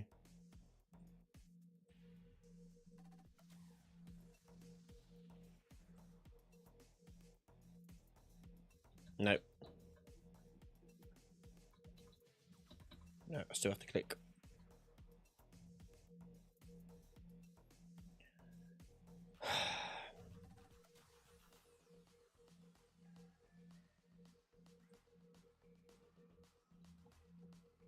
Try it with the original one.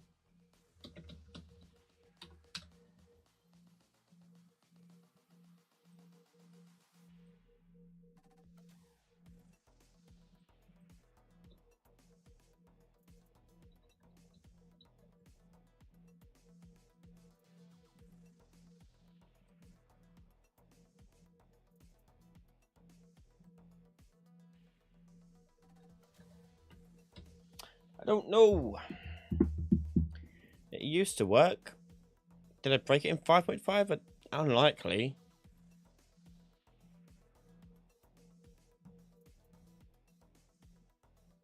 So it's not running at all.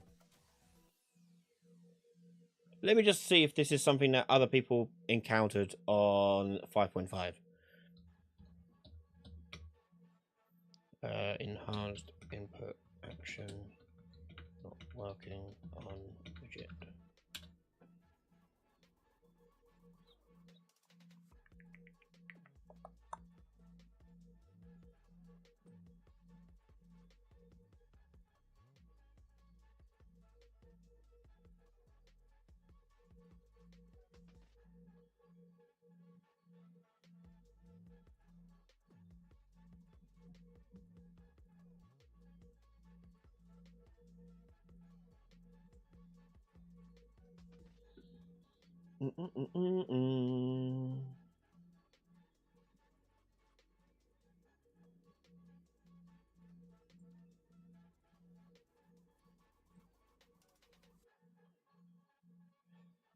Yeah, they used to work in a widget. That's what's confusing me.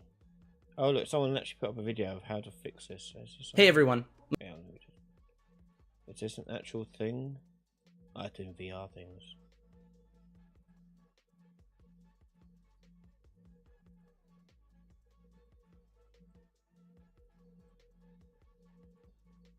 I don't think it's got the same problem.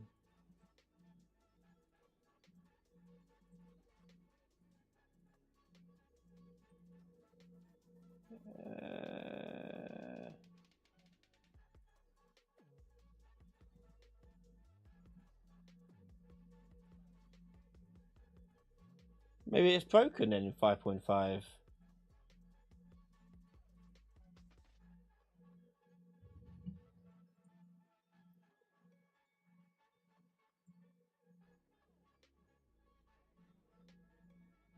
That's really annoying. That's quite very handy.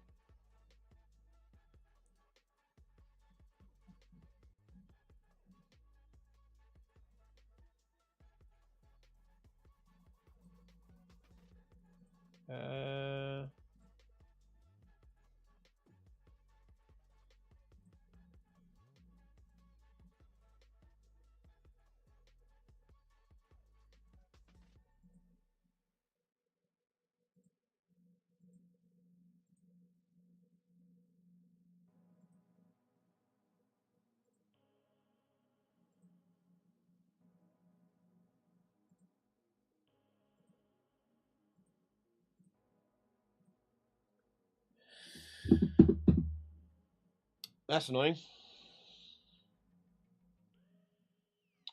Yeah, so the issue at the moment, Ignis, is that this is not firing, and it should fire. So, in previous versions of Unreal, if you have it set to input mode is to at least game, or game and UI, as long as there's game in it, it should fire off in a widget. So, this used to fire. This would fire. But, for some reason, it's not in 5.5. There's no new settings I can see.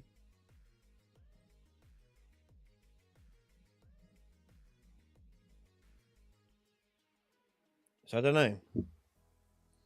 I even tried it with a different input action, so it isn't being used anywhere else, and it still gave me the same problem.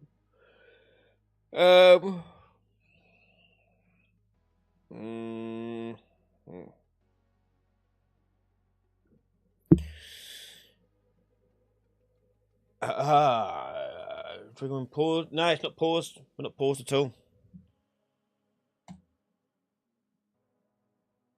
And it's working back on the blueprint. I think it's just broken in 5.5.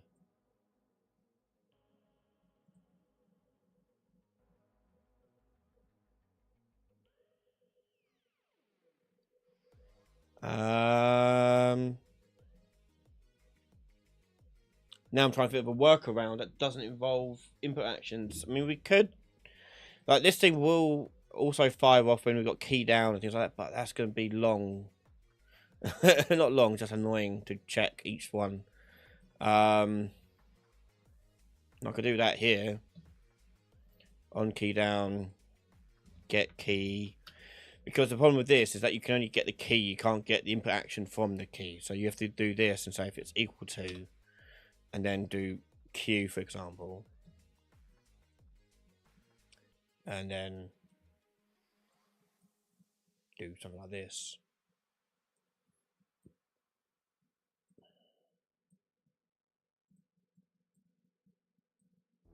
That would be -1. Handled. Like, I mean, it's only 2 of them. I guess it's not the end of the world. So then you do another branch down here. It's like it's so crap. The way of doing it. But this is the way you used to have to do it when you didn't have enhanced input. You used to have to do it like this. Well, for the most part.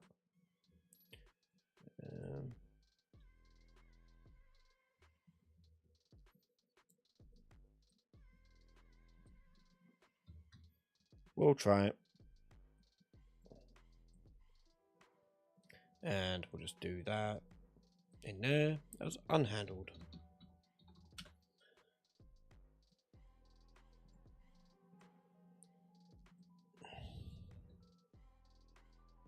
Yeah, see, works now.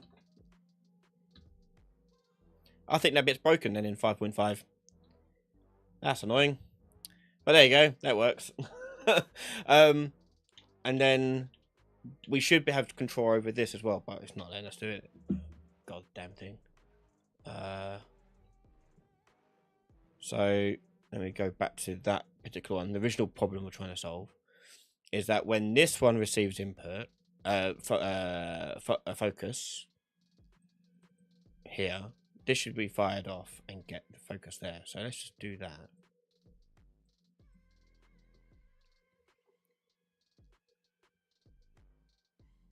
There you go.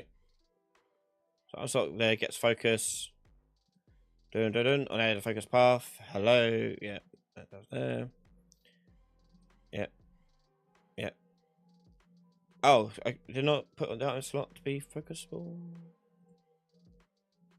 Let me just do that.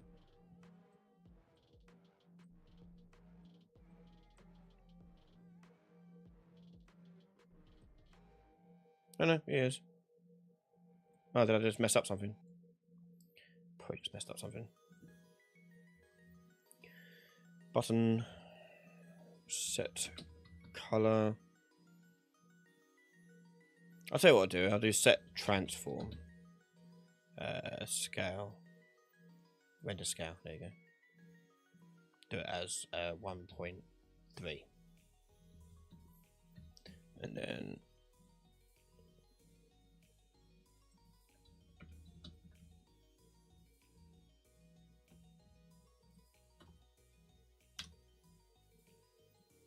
set it to 1, 1.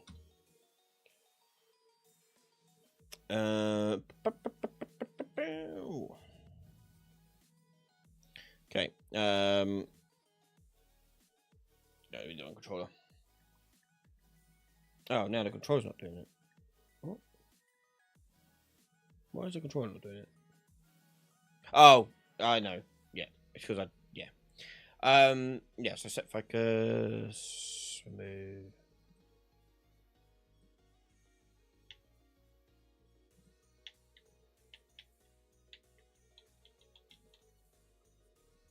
Why can't I focus on that?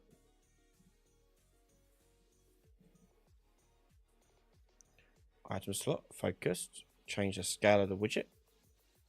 Yep. Let me just add. Oh no, why is the controller? Because that's the original cycle.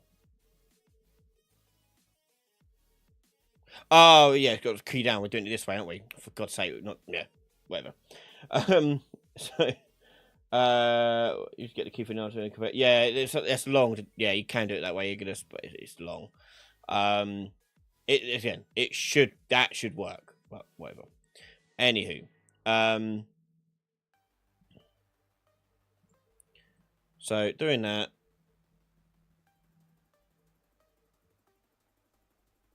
There you go. There we go.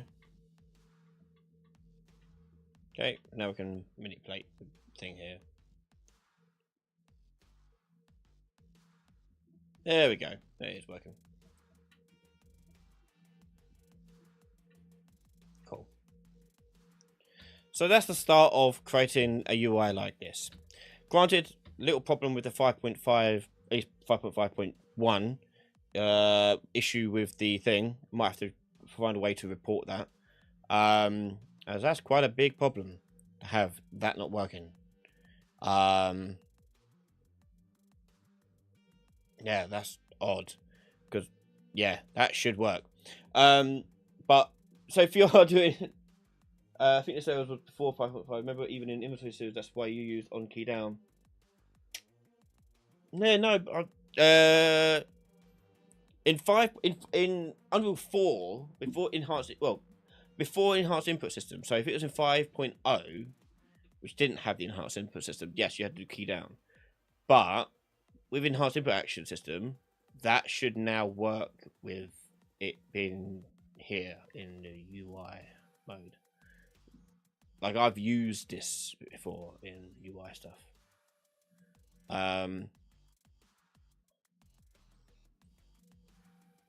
So.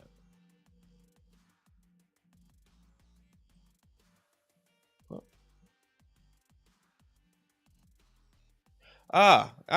Here we go. What's this?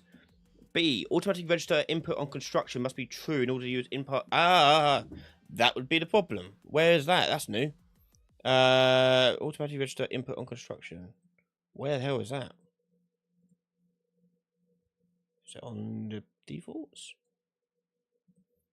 Input. Okay. Yeah, no. Okay, so that is the problem. That setting's changed somehow. Where is that setting though? Never seen that before. Let's go back into the project settings, maybe.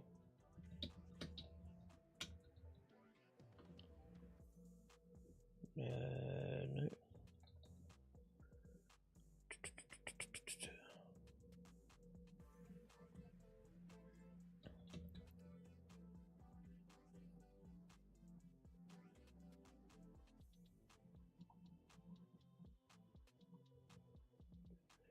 Oh, that's really annoying. I don't know where that is.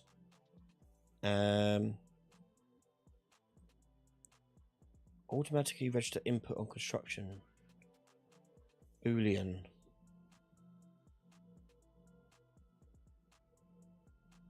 Yeah, happily keep it on there. Won't give me that error message at all. Where the hell is that setting? Class defaults?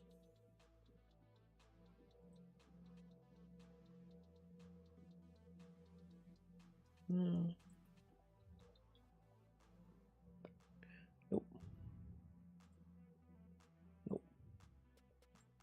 No idea.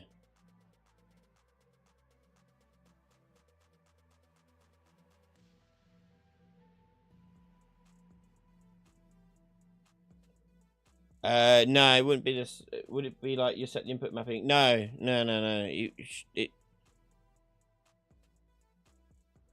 My inputs are set up with registered mapping context for the experimental version. Alright. Yeah, I just go through project settings. I didn't see it in there.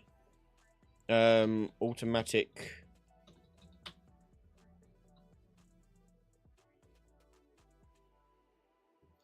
Unless. Hang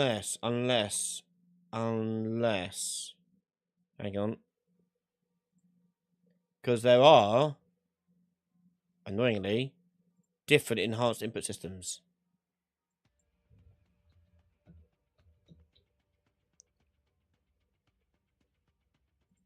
I think that's going to be the same one, isn't it? Priority options. No.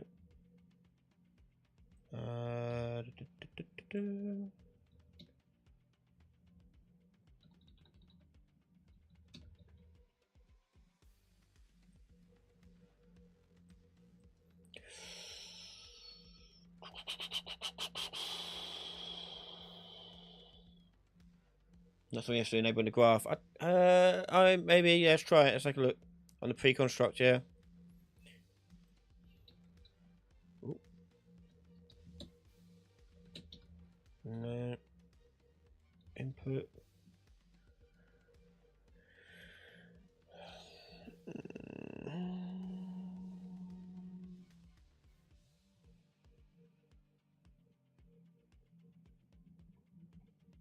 I think I had to do this with other versions, so is this something they've changed to be off by default now? What's the actual wording of this thing? Automatically register input on construction. Input on, yeah, no. Let me just check. On construction. Yeah, no. It doesn't look like it's exposed in Blueprint. The only thing I can think of is they changed it in the back end, and because they've done that before in the past.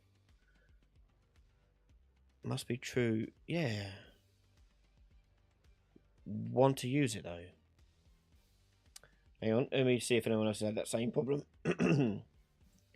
Enhanced input widget. The automatically register input.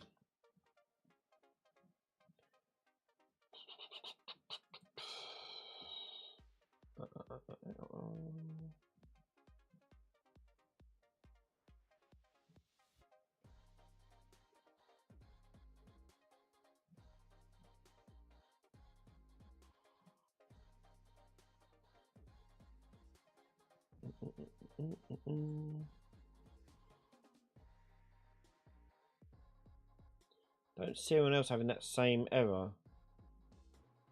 Well, at least no one's talking about it.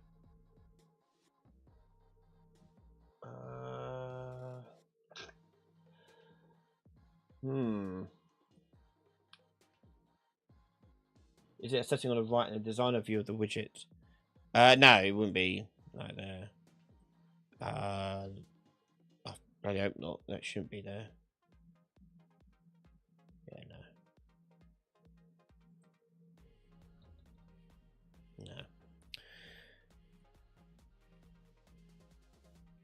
I could only think it's not exposed to the blueprint, and I don't have 5.5 source code installed, so I can't have a look. We can't even see the headers of this, can we? No. No.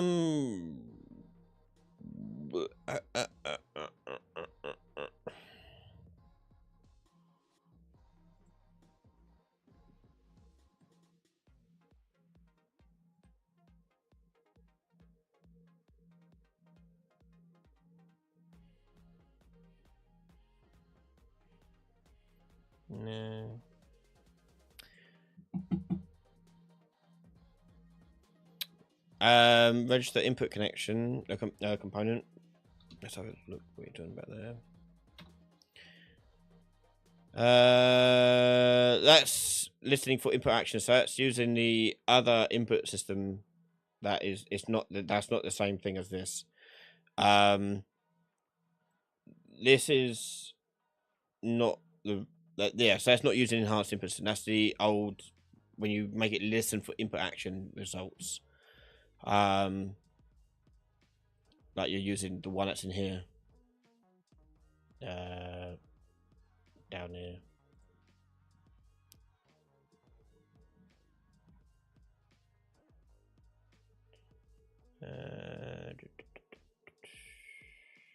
Make sure there's nothing on here that I'm missing. No.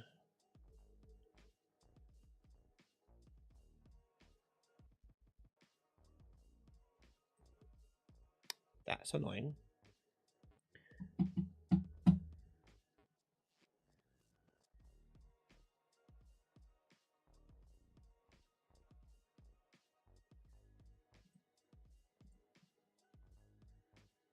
I can't think anywhere else it would be. I can only think that it's not exposed and they just turned it off by accident in the background. and forgot to fix it.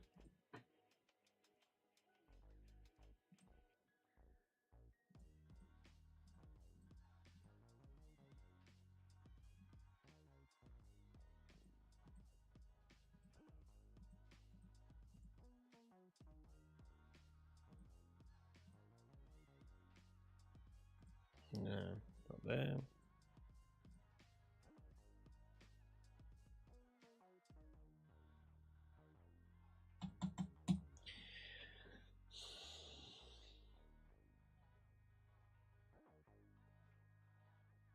In the IMC default or in the input action, there's a behavior setting for it to override.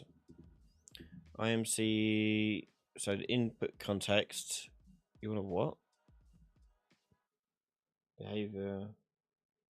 Oh, this thing. Talking about? Yeah, so that doesn't mean that. That means it's taking the settings that are from inside of this. So it takes these settings here. If you hit override, then that'll be taken away, and I have to put it in again manually for each one. So that's different. That's all that means. If you change that.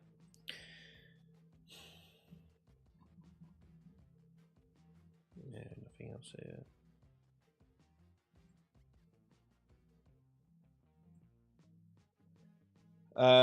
That's required to register it. You're not registering it though. I think you're talking about like mapping stuff, which is not the same. That's the problem I got here. Like on the problem that it's saying is that on the widget, like the parent widget of this class, like that. Well, I can't really open it. In the construction script for it, it's got a boolean set to false, which should be set to true. And I don't think it's exposed to the blueprint side, so I can't edit it in here without getting hold of the source code and messing about with it. Because I don't see it anywhere else in here.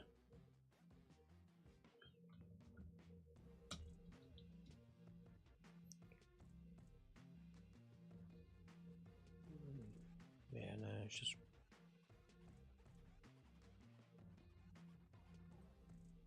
Yeah, this is just registering for mapping. Don't want to do that.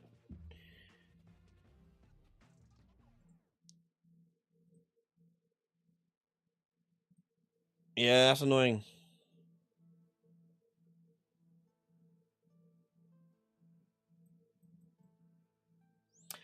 Iggy,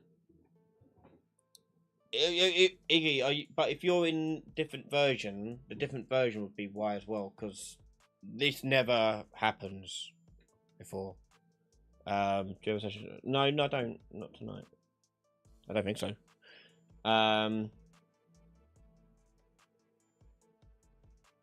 You're in 5.5 as well. Well, why am I getting this error then you're not?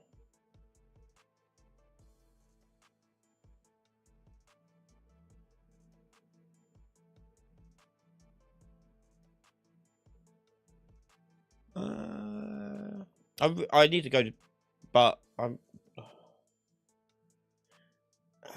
not too sure why that's not a thing for you.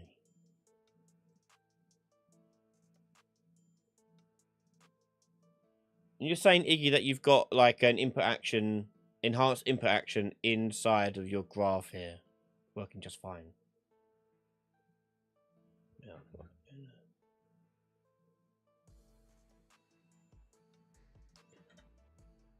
Because I don't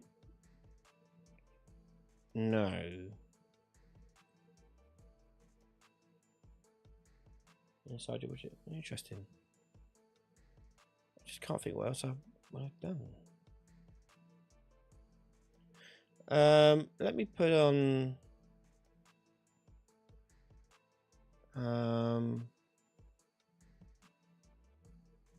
It should work as well. It's so confusing. Why that's not working? Let me try doing the enhanced input action on the actual thing here.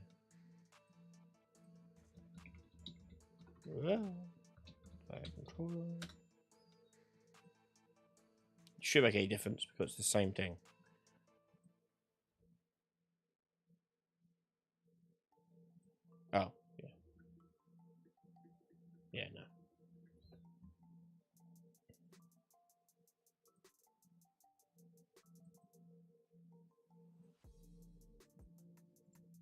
Yeah, same problem.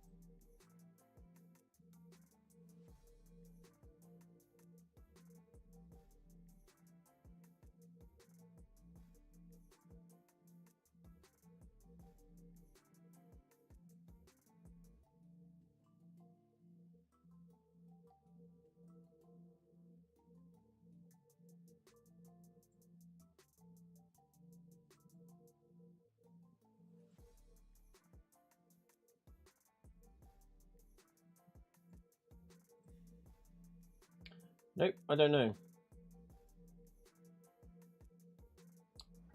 Got this. Thank you, Josh. I'll figure it out.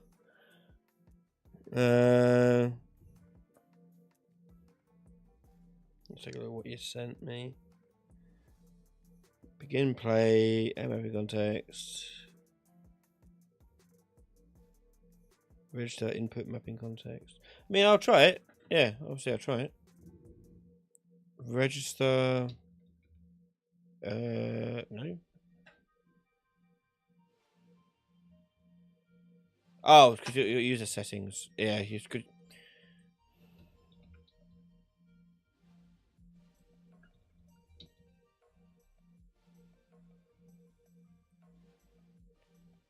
Try it like that. I don't think that's going to work though.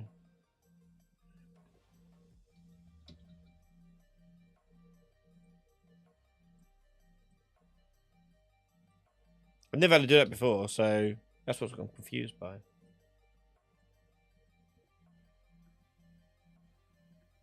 No.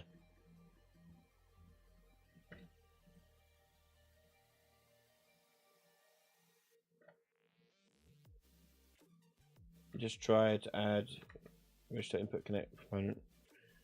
Okay, I'll try that as well. We'll try everything. Again, never had to do that before. Maybe, but maybe they've changed it. Oh, I need to get the enhanced thing.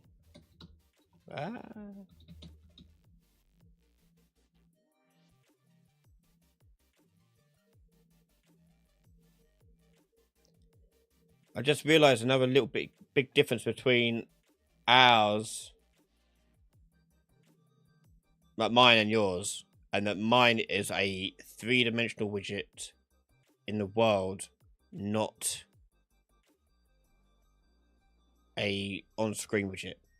That's a big difference. I think that might be the problem. What are you saying?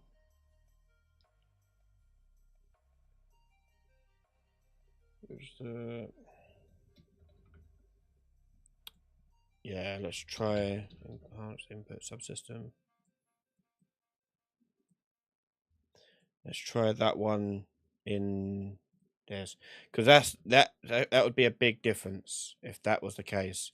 And I could actually test that out as well, if that's going to be the case too.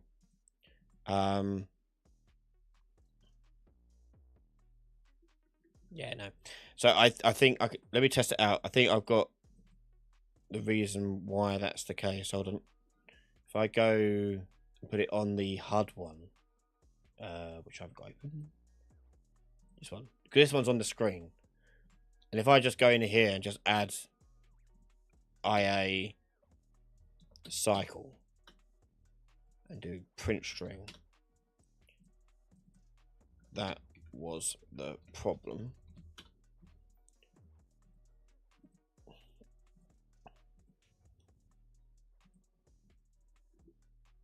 Yeah. Oh no. Oh, yeah, because it doesn't focus anymore. Crap. But there you go. It done the print string. Yeah. I think that's the issue. I think the issue is that because it's in the world and not the screen, this did come up. So this definitely worked. Right. I know we're late and we've got no time, but I do want to find a solution around this problem because this is quite an interesting problem to have. So we can't directly interact with the widget on the screen that we're seeing. We have to interact and have an intermediary between that and that. So let's do an interface.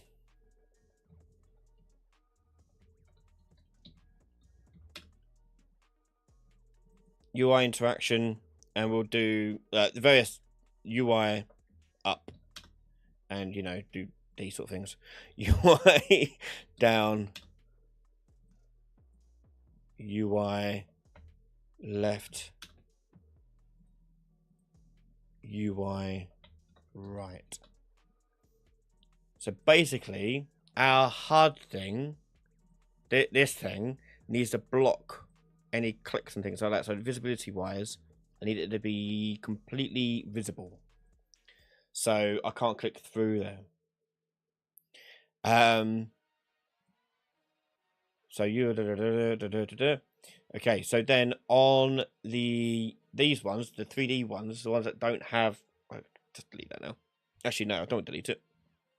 I'll keep it there. I need this to also get rid of this.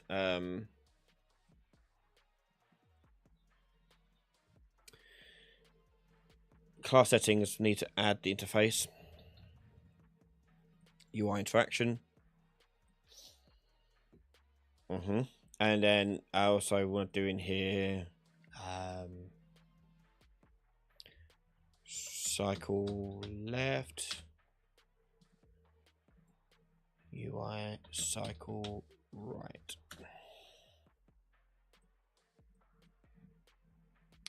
And then on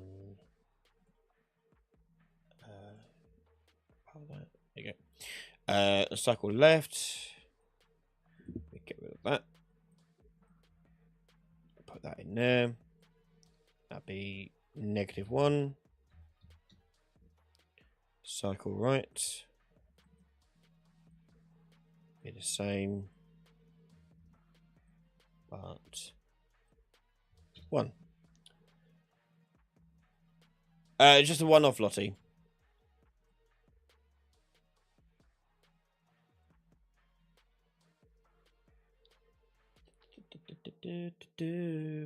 Okay, so I'm gonna do this way around.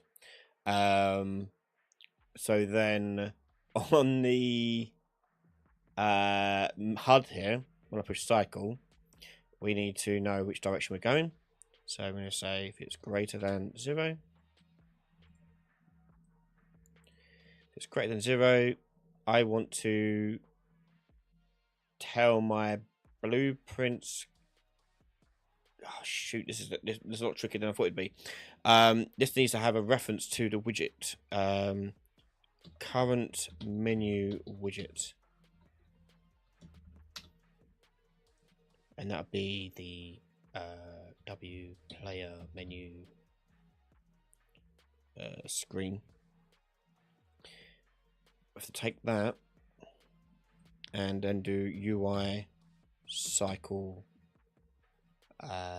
left message and UI cycle right message. Something like that.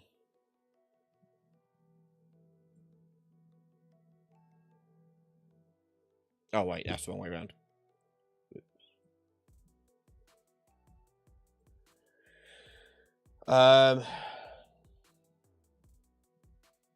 Yeah, I think lots of issues with it like that. I think, but this will be a good, interesting workaround. So we need to set focus to the player menu HUD on the player menu BP. So when we set the title, rather than setting focus to that, we'll just do that. I need to set the focus to the HUD, which we'll just do in here. Set focus.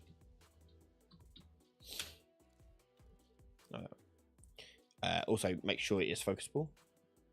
That would help. Set focusable. There you go. That should now receive that. That should then trigger that. So then refer to current menu widget, which has not been set yet. So I need to set that on the BP player menu. So when we set the title, I need to get the HUD menu here and set the current menu widget to that one. Think so? We'll see. So, by God, it only does work. There you go.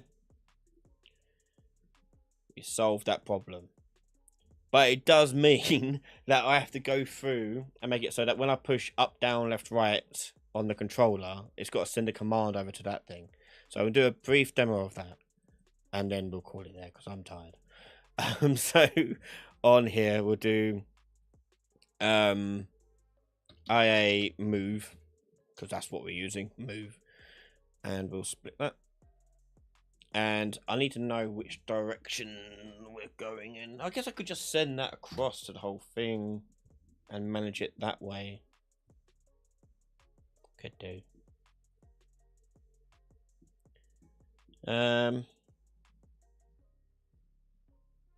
Oh, it's long now, isn't it? It's so long. Oh, greater than. Oh, God damn it. If this is equal to 1, like that, and this is equal to nothing,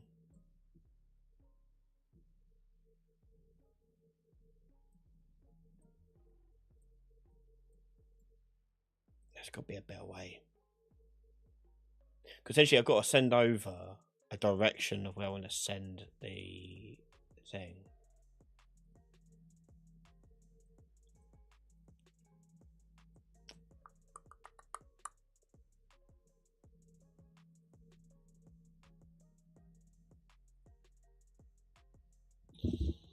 It's got to be a better way. Rather than do one by one. Because what you'd have to do then is like keep track of what item slot you got highlighted going across.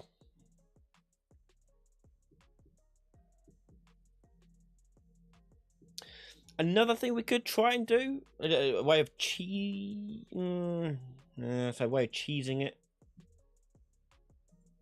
I don't like cheese. It's just we're forever cheesing it. Is that we hide the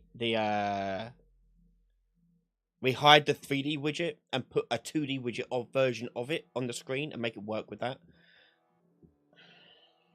so we can navigate it a lot easier with the cursor rather than having to go through every single bloody one.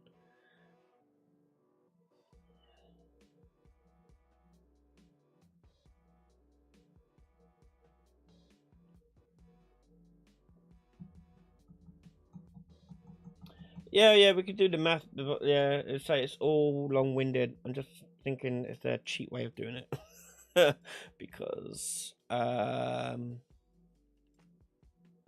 although input action didn't need to happen because I've got.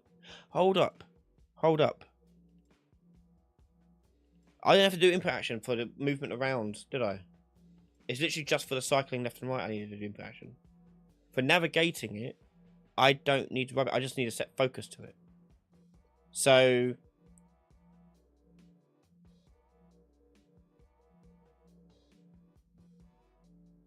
I just need to focus on, but then that would lose focus on this.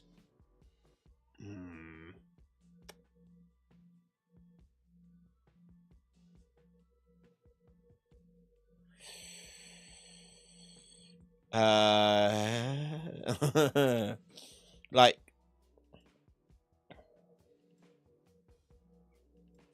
hard menu, like, yeah.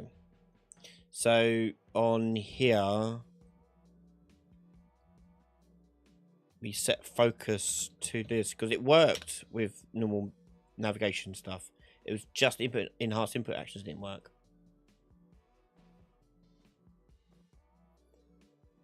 So that'll turn around just fine. And get stuck there though. Because the HUD's losing focus on it. I don't want it to lose focus, I want it to add focus to it. I don't think I can add focus, do I? No.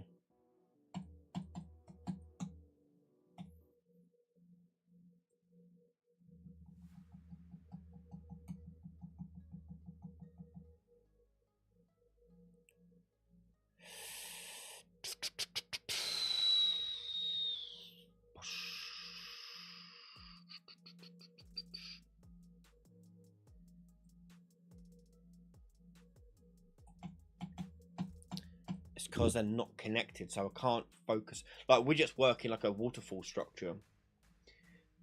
You can't have a parallel input bubbling.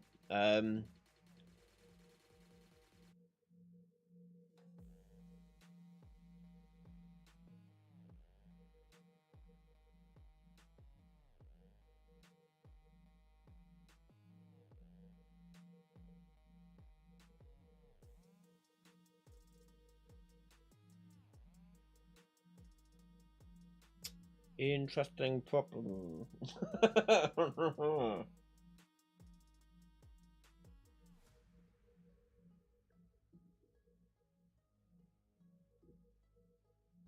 Just don't do the Ocarina time menu, yeah. Ironically, it's probably easier to make it as it was back in the day than it is trying to make it part of its own engine. This is we're trying to hack it into Unreal.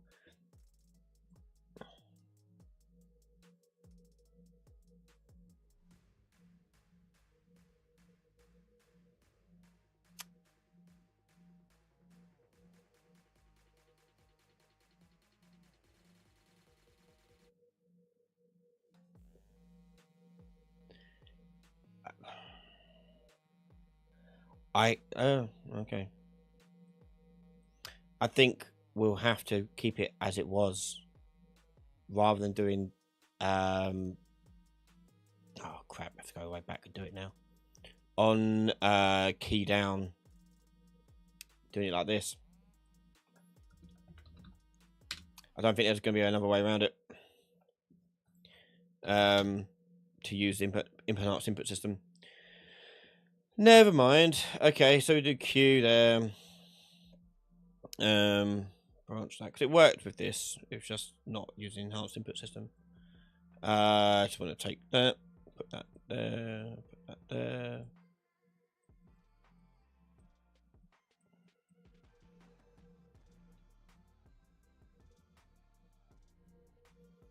Oop.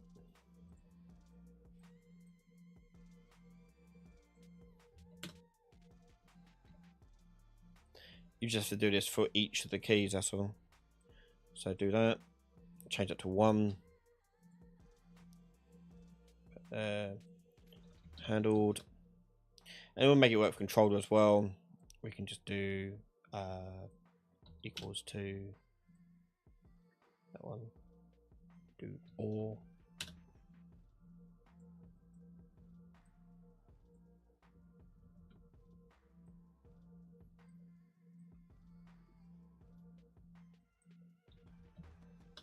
Oh, like, well, I could use XOR, it's not a big problem. Or because this worked, so we can just keep it like that. So this bit we don't need. And on the player hard menu here, we don't need that. Ooh. We just need to tell this thing back to just focus on set focus. Back to as it was.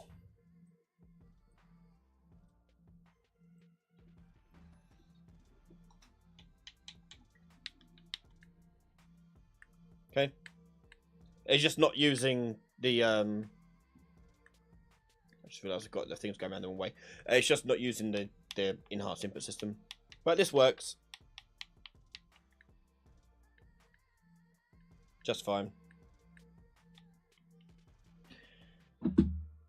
That'll do. We'll call it there for today. But that works. Okay, so yeah, lessons we've learned here today is if you're doing a three-dimensional widget inside the world, which is very useful if you're doing VR things. So VR things can't rely on this, okay? Because you can't do widgets like normal viewport widgets in VR. You have to do 3D ones.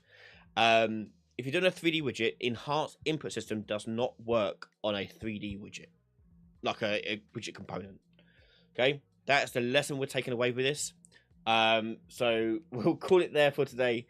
I want to say a massive thank you to everyone who has stuck with me and offered their support. It's been great.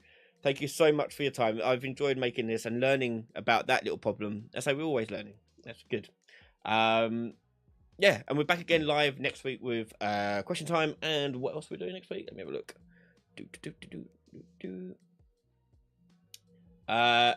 Retro Remake next week. So I'll announce now what we're doing for Retro Remake if you want. So Retro Remake, we are doing this game. If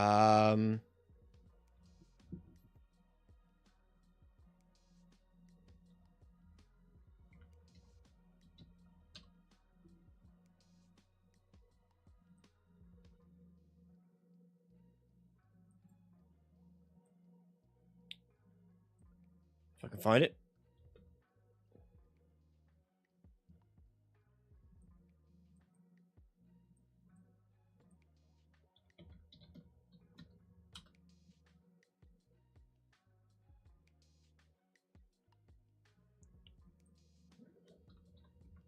Oh. So each year we do a. Did I get brighter? It may have got brighter. Who knows? Each year we do a retro remake. So every month we'll come in and we'll try spend some time trying to remake a game in Unreal Engine 5. And this time we are doing the game River City Ransom, which is a side-scrolling beat-em-up RPG game where it's also Streets of Rage, but it's got RPG elements, so like leveling, you buy items and you upgrade your skills and things like that. Pick up weapons, throw weapons, use weapons, all that cool stuff. So we've been making this game in Unreal Engine 5. And the reason why I want to do this one is because I've never done a side-scrolling beat-em-up, so it's something new for me. It's also lines quite well with another project I'm working on for myself as another game to work on. So, yeah, we're going through River City Ransom, and looking forward to trying to do that classic side-scrolling three-dimensional movement of a character in a very much like Streets of Rage. So if you don't know this game, but you know Streets of Rage, very similar to that. Same with like I don't know, Gauntlet and other things. Like not Gauntlet, is Gauntlet one? I can't remember now. But whatever. I'm tired. So look out for this next Thursday. We're starting this up for everyone next Thursday. I'm looking forward to it. If you want to do some beat 'em up stuff, it'd be quite fun to try and do. Fresh. Yeah, Ninja Turtles, Simpsons arcade game. Yeah, pretty much that. Yep. Excellent. Double Drag. Yeah, all those good ones. Oh, and the reason why I picked this one over all those sort of type ones is because this one has a lot more RPG stuff going on in it, which is more interesting. But anyway, that's enough for me. It's late. Yeah, take care. We've got a new video coming out next tomorrow. Also, don't forget we've got the podcast starting soon. Look out for news about that. I'll start recording it tomorrow. So yeah, take care. Have a good night. Look after yourselves, and I'll see you next week. Bye, everyone.